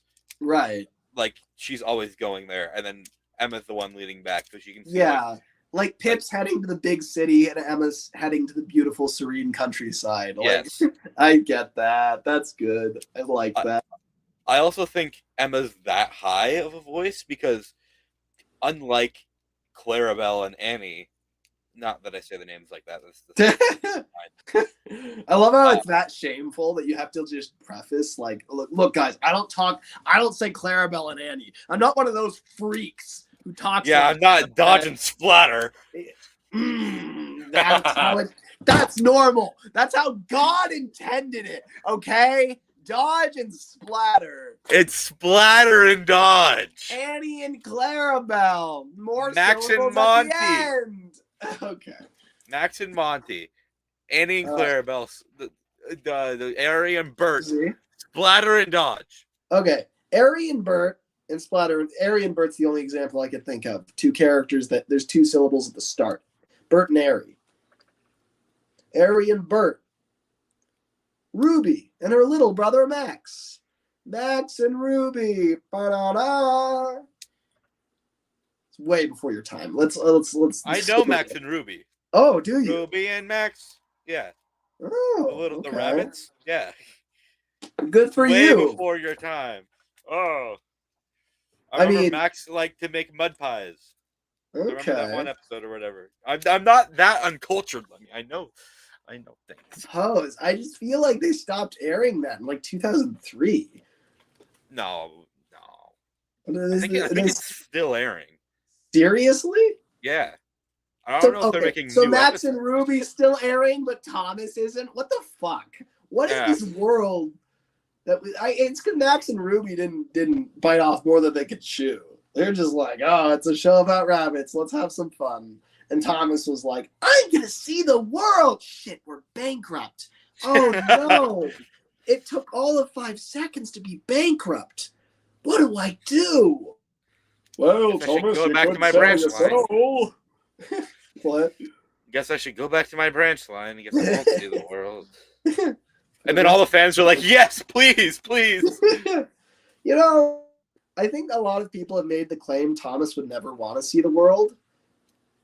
Bullshit. Yes, he would. He'd be so down for a world tour. Are you kidding me? Like, Thomas. I think any engine would. Yeah. Here's the thing. Maybe not like Edward. I feel like Edward would be like, no, I don't really want to. I think I'd just be better. Yeah, Edward Look at would. my branch line. Edward is happy to be settled. Look, I'm pretty convinced that whatever Edward's life was before Sodor, it was very, very interesting. And Sodor is the less interesting part of his life, and he likes it that way. Mm-hmm. Like, he had like a whole James Bond MI6 history that, like, he's like, this is too much for me. I'm just going to live in a humble farming community. The Fat Controller is like, okay, which station do you want to be stationed the most at? like not necessarily farm branch line, but the most like nothing branch line is the Wolfworth one. Exactly, right? It's like the Fat Controller gives him a pick. It's like, Edward, you have carried my railway through thick and thin. I want to give you a branch line. Now, what do you want? Do you want the line that goes all the way up to the old Mid-Sodor connection? That place is pretty grand. I don't think so, sir. All right. Do you want the Farquhar branch? I mean, that one goes up to a stone quarry. And Imagine if this is after Thomas got it, he just took it away from Thomas. If Edward chose it, he's like, "What the hell, Edward? It's mine." Well, not anymore. It's mine now, and it will be forever. You're also being scrapped, I'll have you know, Thomas. I can picture Scrapped and you'll Edward. be melted down into my second tender. I picture Edward as like, he's done stuff in the past on his old railway that if someone brings it up, he's like, "Don't talk about that." Yeah. He's like he has an image on the island of Sodor. He's like the old wise character that's learned, Right. knows a lot of things, but he doesn't want to tell you how he's learned them. Right. No, exactly. And if someone would like, what was his name, Albert from the Furnace would come over and be like, "Oh, hello, Edward. Remember that one time?" Don't even stop. He'd get really serious, really What, quick. when you broke the speed record? Come on, you're not going to tell them about that. Oh, you blew the hats off all the directors. Dude, the whole shed would be like, "What?" Yeah. Like, here's the thing. Edward doesn't have any embarrassing stories in the entire Railway series. And you know why? Because they all happened before 1915. It's because they're all before the other engines met him. He went through 20 years of life. Of course he had to learn a lot and probably made mistakes. He wasn't always perfect. You know, he probably went through his whole tenure as an express engine and had his Gordon era and then grew out of it and learned to cope. And, then what we see of Edward in 1923 is Edward dealing with the fact is kind of his time is up. He's not an express engine anymore. And we kind of see him rebuild himself from that point, you know? And it's like, I don't know. I mean, that's one way to view Edward, certainly, is that he wasn't, he did live he was a different engine back then, and he kind of learned. But I'm also, sorry, I just got an idea for seasons. Yeah, you do. You write it down. Keep going. Yeah.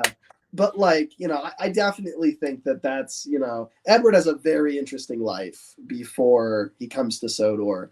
And he comes to Sodor to settle down because he wants to kind of, he settles down and he makes a family, essentially. I mean, he's there before pretty much anyone else. I mean, the life isn't for him anymore. He kind of wants to just relax. And I think that's sweet, And so he chooses Wellsworth, the place where the breakdown crane is, because he knows it's going to be necessary. When you think about it, Wellsworth is the best place on the island if you want to people constantly. It's the most dangerous part of the island because there's this fucking hill there. So Edward, that's why the breakdown train is there, is because of accidents. So Edward, helps engines with that. He banks them up the hill. He literally just picked that place so he could be helpful to people. Or more likely, he was constantly being called over there to the point where he just decided, I think I'm just going to sleep here every other night. That's probably for the best, because he realized he really clean up everyone else's messes because he's the one engine that doesn't crash on that hill. So, and the He's one the engine one engine that knows how stall. to use his brakes. Yeah. And, he's just enough. But yeah, I mean, I love Edward. I love Edward. I love talking about Edward, especially like his pre-Sodor era. Yeah, that's so fun because we know nothing about it. I know. Edward and Red, so man. Interesting to think about. Edward and Red, that's a different time. Redward. Yeah. Shedward. No. Yeah. I love Shedward. Love that episode. My favorite part is when he falls asleep on the tracks while he's moving. That's cool. That makes sense. Here's the thing. There's other stuff. It's not just the basic premise of the episode. Here's the thing. It's a pity. That episode is one of the best Edward episodes in terms of how he's written as a character. Mm-hmm. It captures his energy and personality so well. It's just the greater framework around his decision that doesn't make sense. And it's but the episode also has a lot of weird moments. I didn't like Edward shaking around in the ship when he gets frightened or whatever. But I also didn't like he can't fall asleep while he's moving. That's just so missing the whole point. Am I to believe that his brain fell asleep, but his body kept moving? What brain? He's a train. It's right? Like you can't. A person can't fall asleep while walking. Yeah, exactly. But even then, right? People sleepwalk because their brain has different functions in there, right? And one part of your brain can be awake while the other one isn't. Edward is a steam engine. You light his fire, and he comes to life. That's how trains work. So, his fire's lit, he's moving, he's chugging along, his, as he's puffing along, puff, puff, puff, puff, puff, puff, puff, puff, almost there, almost there, almost there. But he's also asleep. So what part of him is saying, almost there, almost there, almost there, while the other part is saying, that doesn't make any sense, right? The fire is what gives him life. Yeah, no, and with all the engines, right? And movement is what gives him life. Engines cannot sleepwalk. And likewise, they can't sleep roll either. If you leave the brakes off, they can't roll into a field and then wake up there. It's not possible because the whole idea of an engine moving is that is when they do stuff, right? When Gordon's fire is barely starting up, right?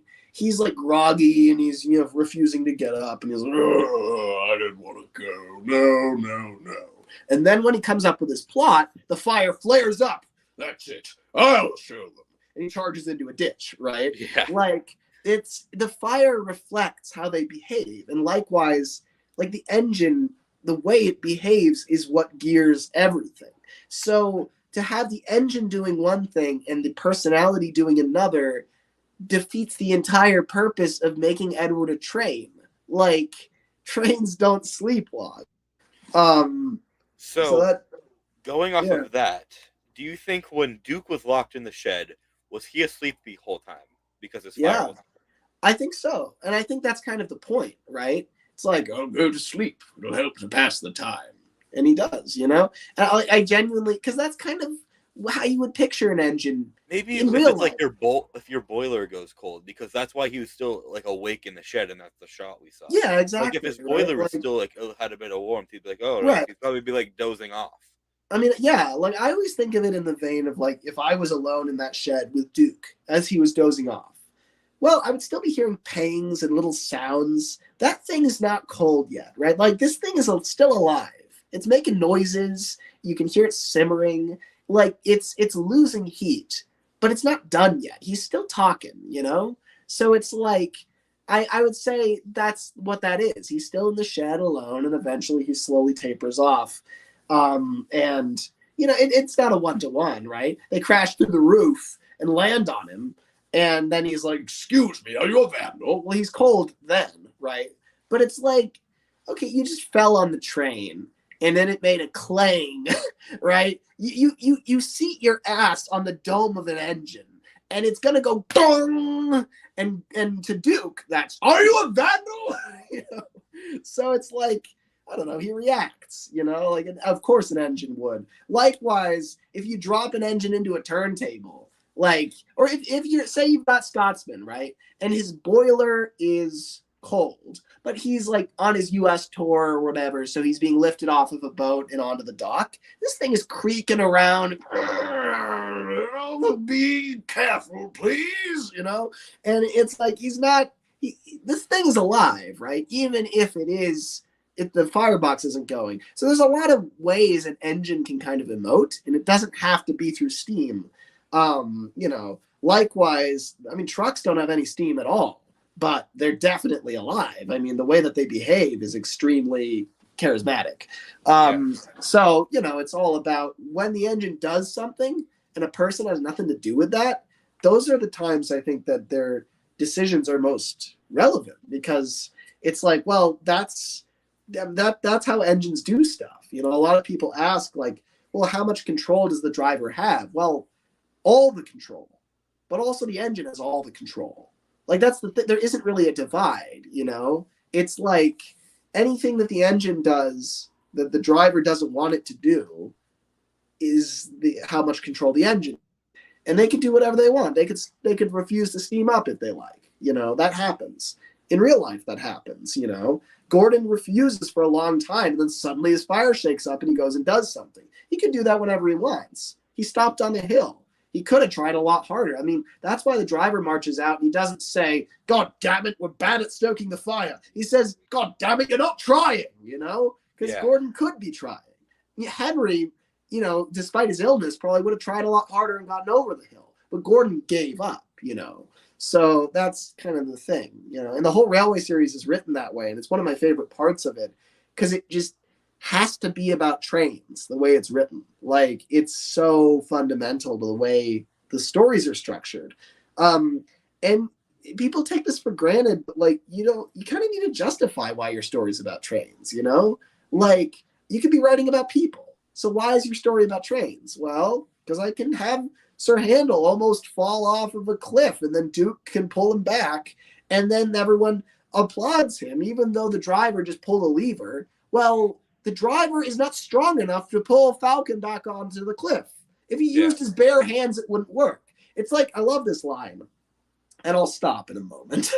But I don't care. Keep going. It's fun. Okay, cool. I love this line. The line, "It's all up to you now, Duck." You know, during a close shave where he's roaring down the hill, that's awesome. Because what he means is the driver screwed the brakes hard on. There's nothing else he can do. It's all up to the machinery now. And you notice the climax is after that. Like, we're building up to him crashing into the barber shop. Well, like, there's still a lot of run left. But the driver has already sworn it off. He's like, "There's nothing I can do." The fireman's like, "There's nothing I can do." And now we're just focusing on Duck, the steam engine. If his machinery fails, everyone dies.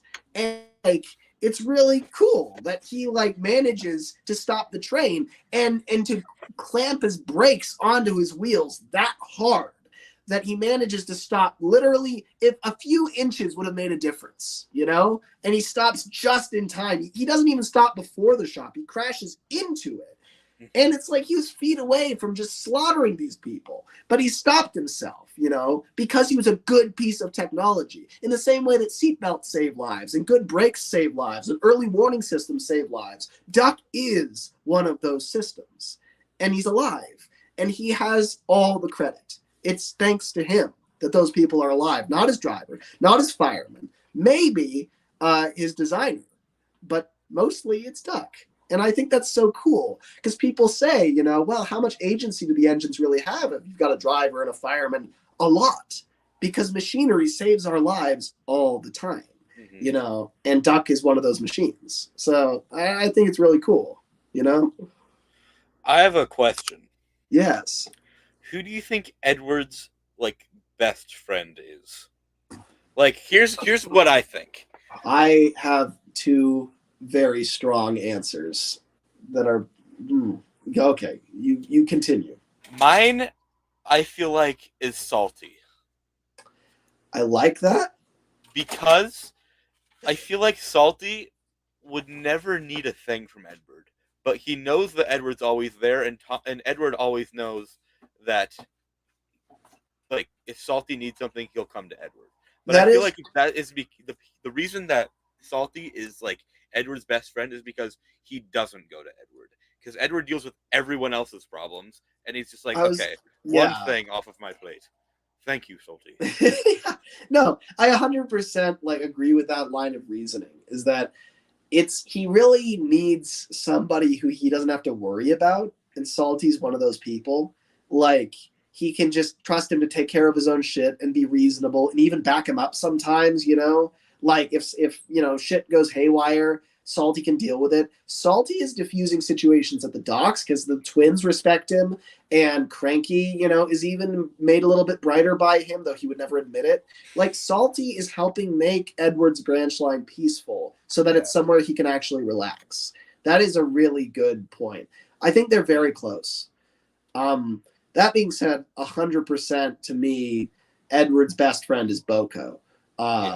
Because the thing is they're on the same level and do a lot of the same work, and they are very much shouldering the line together. I mean, in a lot of ways they're almost like a married couple.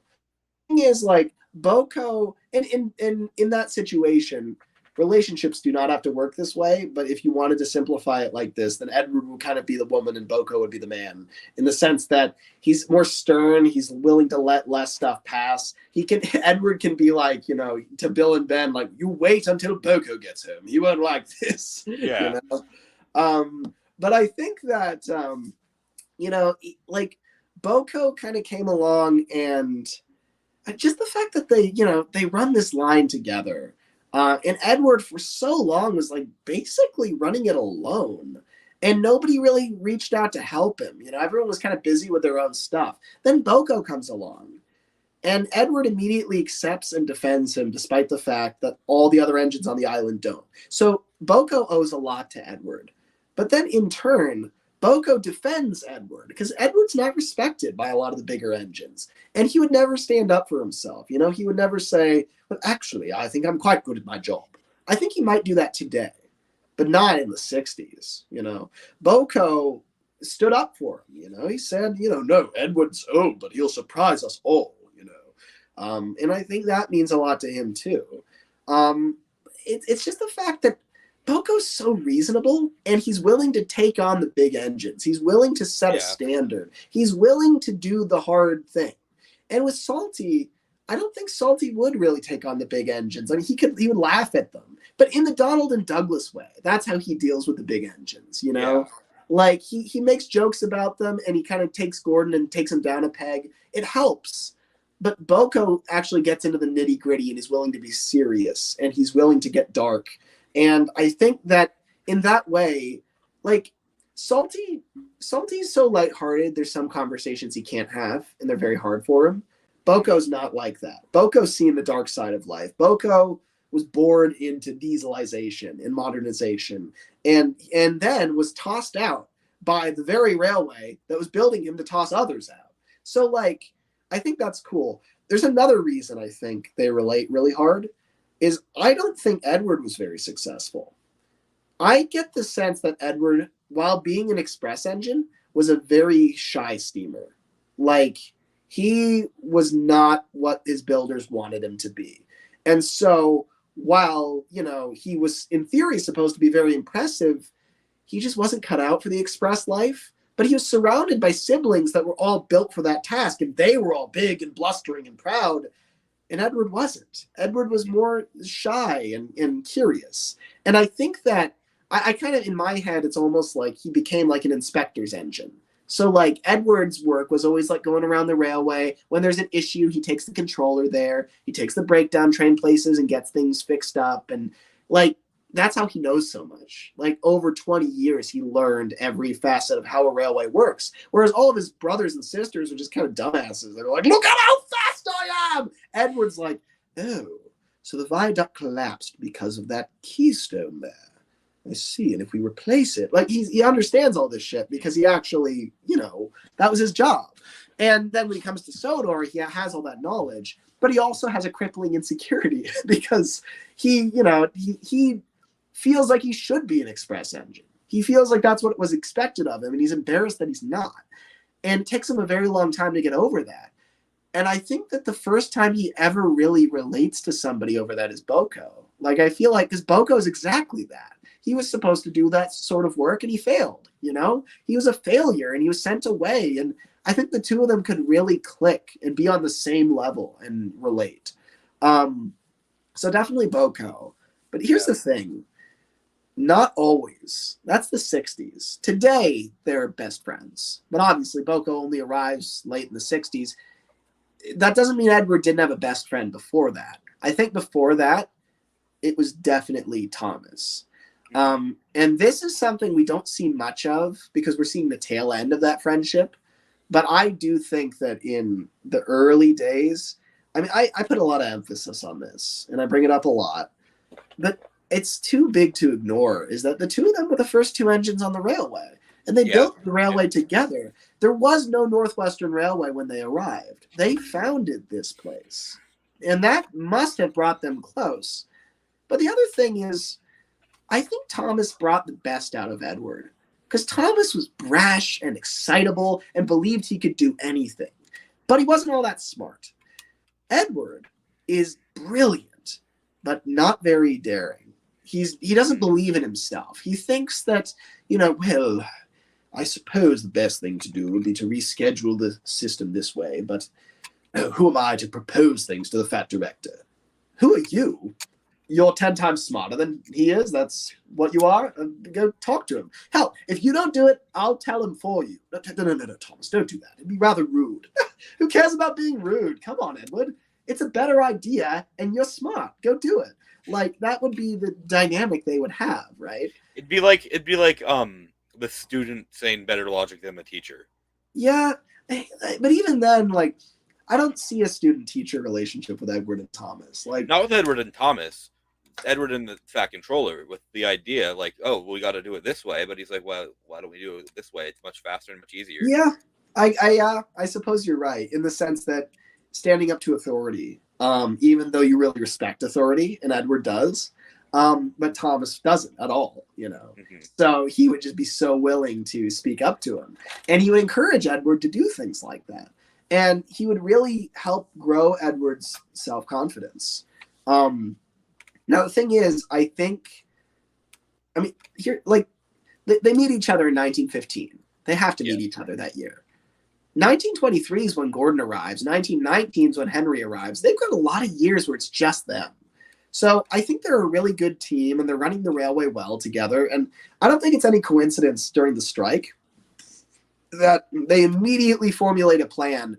You take one end, I'll take the other end, and we'll meet at Kronk. Is that a deal? Okay, good, it's a deal. Like, that's how they ran it in the old days. Yeah, exactly, right? Like, they literally just picked up where they left off. And then Percy's like handle the branch line that didn't exist back then, right? Mm-hmm. And that was basically it. But I do think that their relationship does kind of come under intense strain when Thomas leaves. Because the thing is, slowly, like they were running this railway just barely. They could barely hold it together. But they're running this railway together. And then at some point, Edward recognizes we can't keep doing it this way, Thomas. We need help. No, we don't. And a water tower literally collapses behind them as he says it. He's like, we can fix that with like... We've got duct tape. We've got duct tape, Edward. Please. My driver's got it in my cab. We do it all the time. That's not a reasonable solution. And that's the thing, right? He would talk him down. Like, we've been running the line like this for too long. We need help. And so they start bringing in bigger engines. But that changes the dynamic. And now engines like Henry and Gordon, they're bullying Edward and saying, oh, you're nowhere near as great as we are. And Thomas is pissed off because he's like, dude, we've been here 8 years longer than you have. What right have you? Well, I've pulled trains 10 times longer than you have. What right have you? And that's the difference, right? That's the standoff. Is that Thomas has more experience on Sodor, but Gordon has more life experience than he does. And so there's this clash, right? But even so, it's still his island. It's not Gordon's. Not yet, anyway. And so Thomas is pissed. And so he decides, I'm going to run away. I'm not going to deal with this. I'm going to go and run my own line, And he finds a way to do it, It ends up being rescuing James, but it could have been any number of things. But he just needed a reason to escape, and he did. And the thing is, he wants Edward to do the same. He says, look, there's plenty of branch lines on this island. Why don't you take Wellsworth or something? And Edward's like, I don't know, Thomas. I mean, this is my lot in life. Somebody's got to stay here and hold down the fort. And if you're leaving, somebody's got to pilot the trains. They can pilot their own bloody trains, Edward. Are you kidding me? You're going to stay here and you're going to take that? You deserve better. And he tells him, right? But Edward doesn't listen. He's starting to believe what the other engines are saying, despite all these years of Thomas trying to encourage him to think positively about himself. Edward is slipping back into his old ways, and Thomas can't bear to watch it. So he leaves. And he doesn't talk to Edward for a long time after that. I think years pass before he sees him again. And I picture like when Thomas goes to his branch line, and say when Edward goes to the Wellsworth branch line or whatever, Brendan branch. Right. They see each other when Thomas is leaving Tidmouth. Mm-hmm. And they give each other like a quick whistle, and then maybe once every 2 weeks when they stay at Tidmouth at the same time. Right. Or something, but like that's like the only time they see each other and catch up. Right. But even then, like Thomas and Edward are also like when they're staying at Tidmouth, they talk to like Murdoch, who's also staying there, who they rarely see. Like I don't know, Henry, Gordon, like all the other engines. Murdoch comes up before Henry. Okay, well, yeah, that's the thing, right? At some point, Thomas comes back to the family, but I think the first couple years on the branch, he doesn't see them. And obviously he has to exchange trains, but look at how bitter he is with Henry. Like, I think that he's on very bad terms with him and the others, but eventually he repairs things with them. With Gordon, it takes years. Like, not until we get to Gordon the Big Engine does that really happen. But with Edward and Henry, he does forgive them, and he comes home for Christmas, etc. But he still doesn't like Gordon until the 50s. It takes a war for them to be like, okay, so like France and Britain, I mean, they would, All right. So how did they manage that? What was it called? An alliance. It was an alliance. I suppose I would be willing to tolerate one of those. Okay, well, I'm down with that. You help me, I help you. Eh? All right. Sure. I think they finally sort things out, but it takes a very long time for them to find that. But that's the thing, I think that that takes a while. But he does make up with Edward eventually, but they're back to the same level that they were. But at the same time, I do believe Edward and Thomas understand each other better than anybody else. yeah. Even Percy doesn't fully understand Thomas like Edward does, and even Boko doesn't fully understand, Edward like Thomas does. They saw each other in the most stressful period of their lives. That was the building of the railway was tough. They literally had to put all their cards on the table and be like, look, baggage, here's where I'm from, here's, this is me, okay? Now let's work together with whatever we have. And so the two of them really know each other very, very well. and you could probably liken them to like brothers, you know. In this, I feel like Thomas, on that point, saying what we were talking about with Edward not wanting to talk about his past, I feel like Thomas would know about it and just, Yeah. like not say anything. He'd be like, yeah, Exactly. like that's your demons. No, I don't need to talk about that. Like Right. same thing with Thomas before he came to Sodor for the little no, year definitely. he was there. And I think Thomas is every bit as protective of his past as Edward is, because look, some shady shit happened, right? Why did they write him off as like lost on war service? What the fuck happened? Like clearly he didn't come there like in a legitimate fashion. Like I'm fully convinced that it was Thomas who ran away from London for whatever reason. Yeah.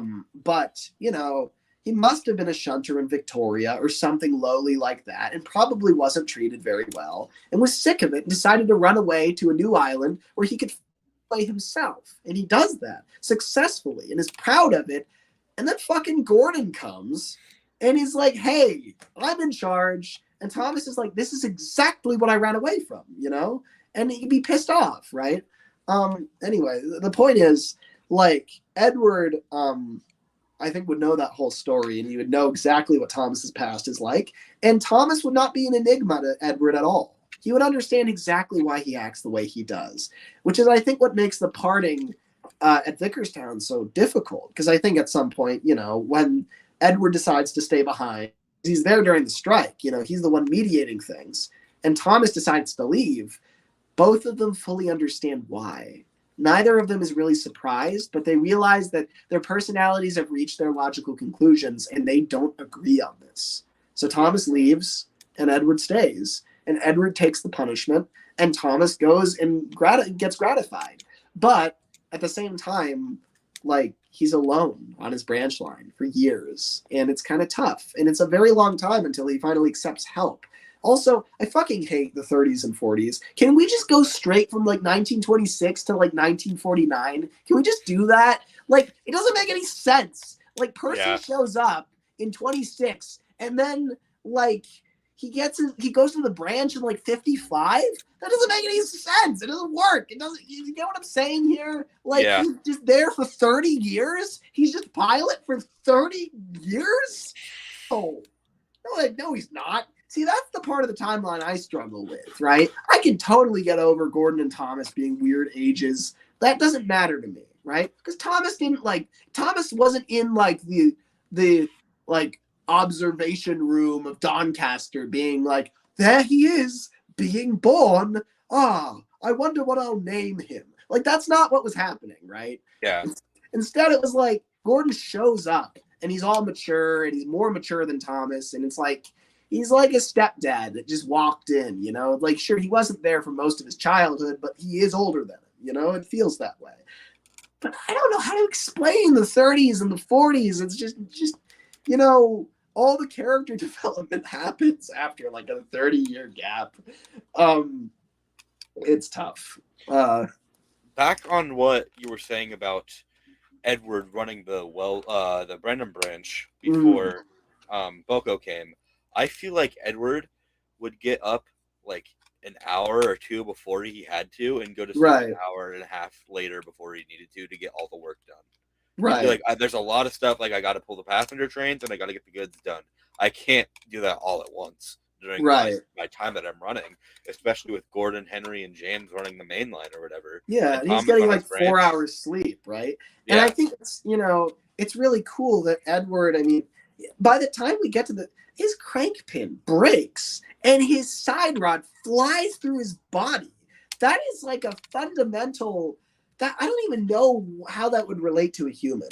It's so much more than like a heart attack. It's like I feel like it'd be like you're in an adrenaline situation and you get shot.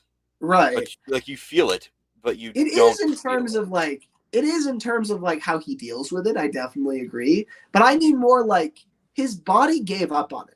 Like, what does that look like? For like, that's like having a stroke or like having like he kind of is, right? Because one side of his body broke down. I mean, or more like it's not a heart attack. It's worse than that. You know, it's almost like, I don't know, like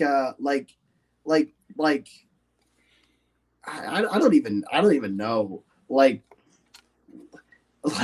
it's just bad, you know? Yeah.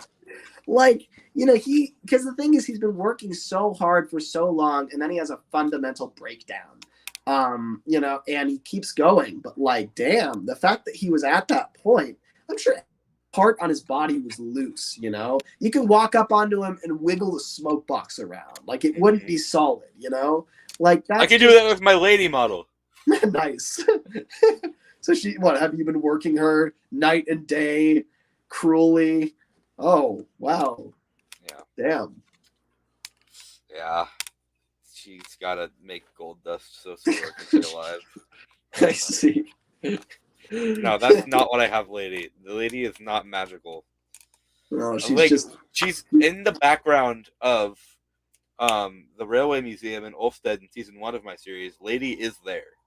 Okay. At least she's somewhat special. Yeah. I have her full name is the Lady of Sodor. Oh, that's cool. And here I'll scale up the history because I love what I wrote for Lady. Let me find it real quick. Here, it's on my wiki that I made, which is not out yet, but you know, it would make a lot more sense for her to be called the Duchess of Sodor, because then she would be like the spiritual kind of like counterpart to Duke, who is like very much like Duke, despite his faults, is probably the most important engine on the island. mm-hmm. He's named after the Duke. That's huge. He's very proud of that fact, and he does everything in his power to show respect to the island and its people. And, you know, I mean, he's very loyal, you know. I mean, you know, you got that line where he's like, I mustn't disappoint my friends, you know. And it's like, I mean, that's cool, you know, even on days when he doesn't feel well. Like, and that's what the Duke before him did. The Duke he was named after, literally, like, he built this railway. You know, I mean, he for his people, not for any monetary gain, not because he thought it would make a profit. I mean, he did, but he made it because, you know, he cared about the people that desperately needed transportation for their businesses and for their everyday lives, and he provided it. Also, I realized the other day that stagecoaches are a thing in Duke's day. Isn't that cool? Horses with like a coach behind them, you know? Like, I was reading people history and railways, and there's something about like, oh, well, there were stagecoach connections at Peel Godred because the railway didn't go into the town. So, and I was like, or they said coach. They didn't even say stagecoach. They said like coach. And I was like, oh, wait, it's 1871. Oh, horse. And then I was like, oh, there's so much poop in the town. Peel Godred is full of poop all over the place. Peel Godred is shitty, is what we're saying. Yeah, it's really shitty. It's really shitty. It's awesome, though. Peel Godred is the best town on the island. Here's what I have for Lady. So, Lady, originally bought by Henry John Normanby, the Lady of Sodor, nicknamed Lady, was built in 1880. That rhymes a lot. She ran a small branch line from Normanby to Ballyhoo so that the people of Normanby could get to town easier. She did this for many of years and often helped Neil and the other M&S engines with their work. When the railway was merged into the Northwestern Railway, Lady was put into a storage shed near the old Normanby estate. The shed doors were opened, and Neil was put into the maintenance side of the sheds when Neil was inevitably getting withdrawn, but to save him from scrap. And then at the beginning of 2009, Lady was moved to the Ulfstead Railway Museum to be a static display, and is there to this day. Okay. So, I mean, here's the thing. Design-wise, I can see her on the S&M, right? Mm-hmm. Like, she looks like she belongs in that era. What color is she? It's a good question. I haven't thought about that, to be honest. I think like a brown, maybe, in the early stages. I could see that kind of working. Also a red. Like, Yeah, I don't know. It's tough with Lady, right? Because I feel like if you're gonna use her, and obviously you can do whatever you want, and I'll enjoy it. But like, if you're gonna use her, like you got to give her a really special purpose, because like that's kind of the whole point of Lady is, she's just like literally the glue that holds the entire universe together. That's like who she is. Like I liked what Calling All Engines did, where she made her like part of a dream sequence. I thought that was like the most vanilla way of using her, where you didn't have to imply anything about the universe, but it still made her feel special. But like, I think that like you can make her a normal engine, but it's got to be like she's the first one on Sodor, or like she's got like her line is really significant. And like the Ballyhoo Noramby line is so like, who cares, right? Who cares about that line? Okay. No I one think- cares. But Noramby, because Sir Robert Noramby, and she goes to the Railway Museum. So where would she go? That Has Sir Noramby? Robert Noramby ever been to Noramby? I mean, I don't think so. But he'd be like, "Oh, well, why are we named this? Well, let's go check out Noramby." And then he's like, "Oh, what? There was a Noramby estate? Well, let's go check that out." And then he goes and he finds this old shed, and he's like, "Whoa, there's 2 engines in here. Let's take them to the newly built railway museum." that would Like actually be Olmsted. cool. I could see that. Yeah. It's weird. He should be called like Sir Robert Ulfsted. Yeah. Or Sir Robert Godred or something, Like the fact that he like Noramby, like what a nothing place. He lives at Ulfsted. He's kind of his like, in the kingdom of Sodor was kind of ruled from Peel Godred. Like those are the important places. And then he's just, I don't know, it's weird. It's kind of like Albert Regaby. I don't know how much you know about Albert Regaby. I know his name. Like he's basically the fat director rather was the director, the manager of the railway. Regaby was the chairman. So he was in a lot of ways more powerful than the fat director was. When we talk about the railway board, he was the chairman of that board. And so he's also probably just as important for having created the Northwestern as the fat director is. But he's been smudged out of all the history books for some nefarious reason. I don't know what kind of shit went down between him and the fat director, but he's not often mentioned. But he was very important.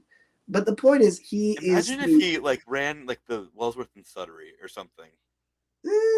Well, here's the thing. He was a member of the aristocracy. He was Lord Harwick, but again, like this is why I bring him up.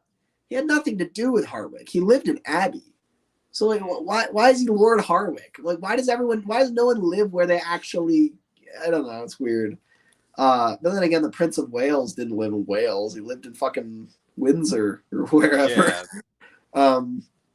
But anyway, like I think he's probably just as well. I don't know. Like the fat director, depending on how you view him, started on the TK&E. So like, but the thing is, like he started as like kind of a lowly mechanic. Whereas like Regaby was kind of born with a silver spoon in his mouth, Mm-hmm. So that's the difference. But he could have probably had some influence on the Wellsworth and Sudbury. Not the S&M. I'm convinced that the S&M is evil, and whoever ran it is very evil. Frankly. Yeah, I can see that. Just because all the engines died. Who kills all their engines? Not all of them. Yeah. Neil. No. Neil dead. He died. He's done. He's out of here. He's kaput. It says right here. The shed doors were opened and Neil was put into the maintenance shed of the Noramby sheds. No. Who wrote that? Reverend Wilbert Audrey. Oh, did he now? Wow. Well, you know what Wilbur Audrey also wrote? Oh, shit. He wrote, do not believe everything Scottish says. He has too much power. He's dangerous. Signed, Wilbert Audrey. And if he starts beating his fists together, especially doubt his motives. I haven't heard this one. Is this at the end of the iOS book? It's at the very end. It's after all the maps and stuff. Like it's Okay, let me go check. Well, don't do that. You don't need to do that. Okay, I won't. Okay, but just believe me that it's there, and I believe you. I definitely believe you. Awesome, thank you. Okay. I should go to dinner. Yeah, I should. I'm gonna have to leave here in about 20 minutes too. Yeah, so I think it's time. This has been fun. I love has been a lot having of these fun. Conversations though. Yeah, Like, these conversations about like Edward before Sodor. It's so interesting. yeah. No, it really makes me, it reminds me why I want to write about these characters so much and love them. My trouble is that right now I'm kind of locked into doing the Farquhar acts because it's like the thing that I just need to finish, Yeah. But it's like not really the thing I want to write. I mean, Like- Lemmy, you've had the Farquhar acts, and then you had the Token, and then you had Long Live the Iron Horse, and which was really good. I love both of those. But I watched the Long Live the Iron Horse or whatever it's called. Sorry. The other day. Yeah, thank you. And I was like, love it. Like, I was building Maithwaite, and I was like, let's put it on. That's awesome. Yeah, I'm glad you do. That's the thing. Yeah, I guess I have done two radically different things in the middle, but I guess it's different because they're not films; they're like audio. But yeah, I mean, like, does that even make a difference though? Like, they're different stories. Like, there's a total of about 4 hours of content in between the next two, episodes of Farquhar acts. Yeah, that's true. Oh, hey, Boko. Sorry, we're wrapping up here, but hello. Oh, my goodness. But yeah, anyway, so I will eat my meal and not starve. I will get ready to leave to my friend's house, and then we will probably practice choir music and then go get food. Okay, cool. That sounds like a fun night.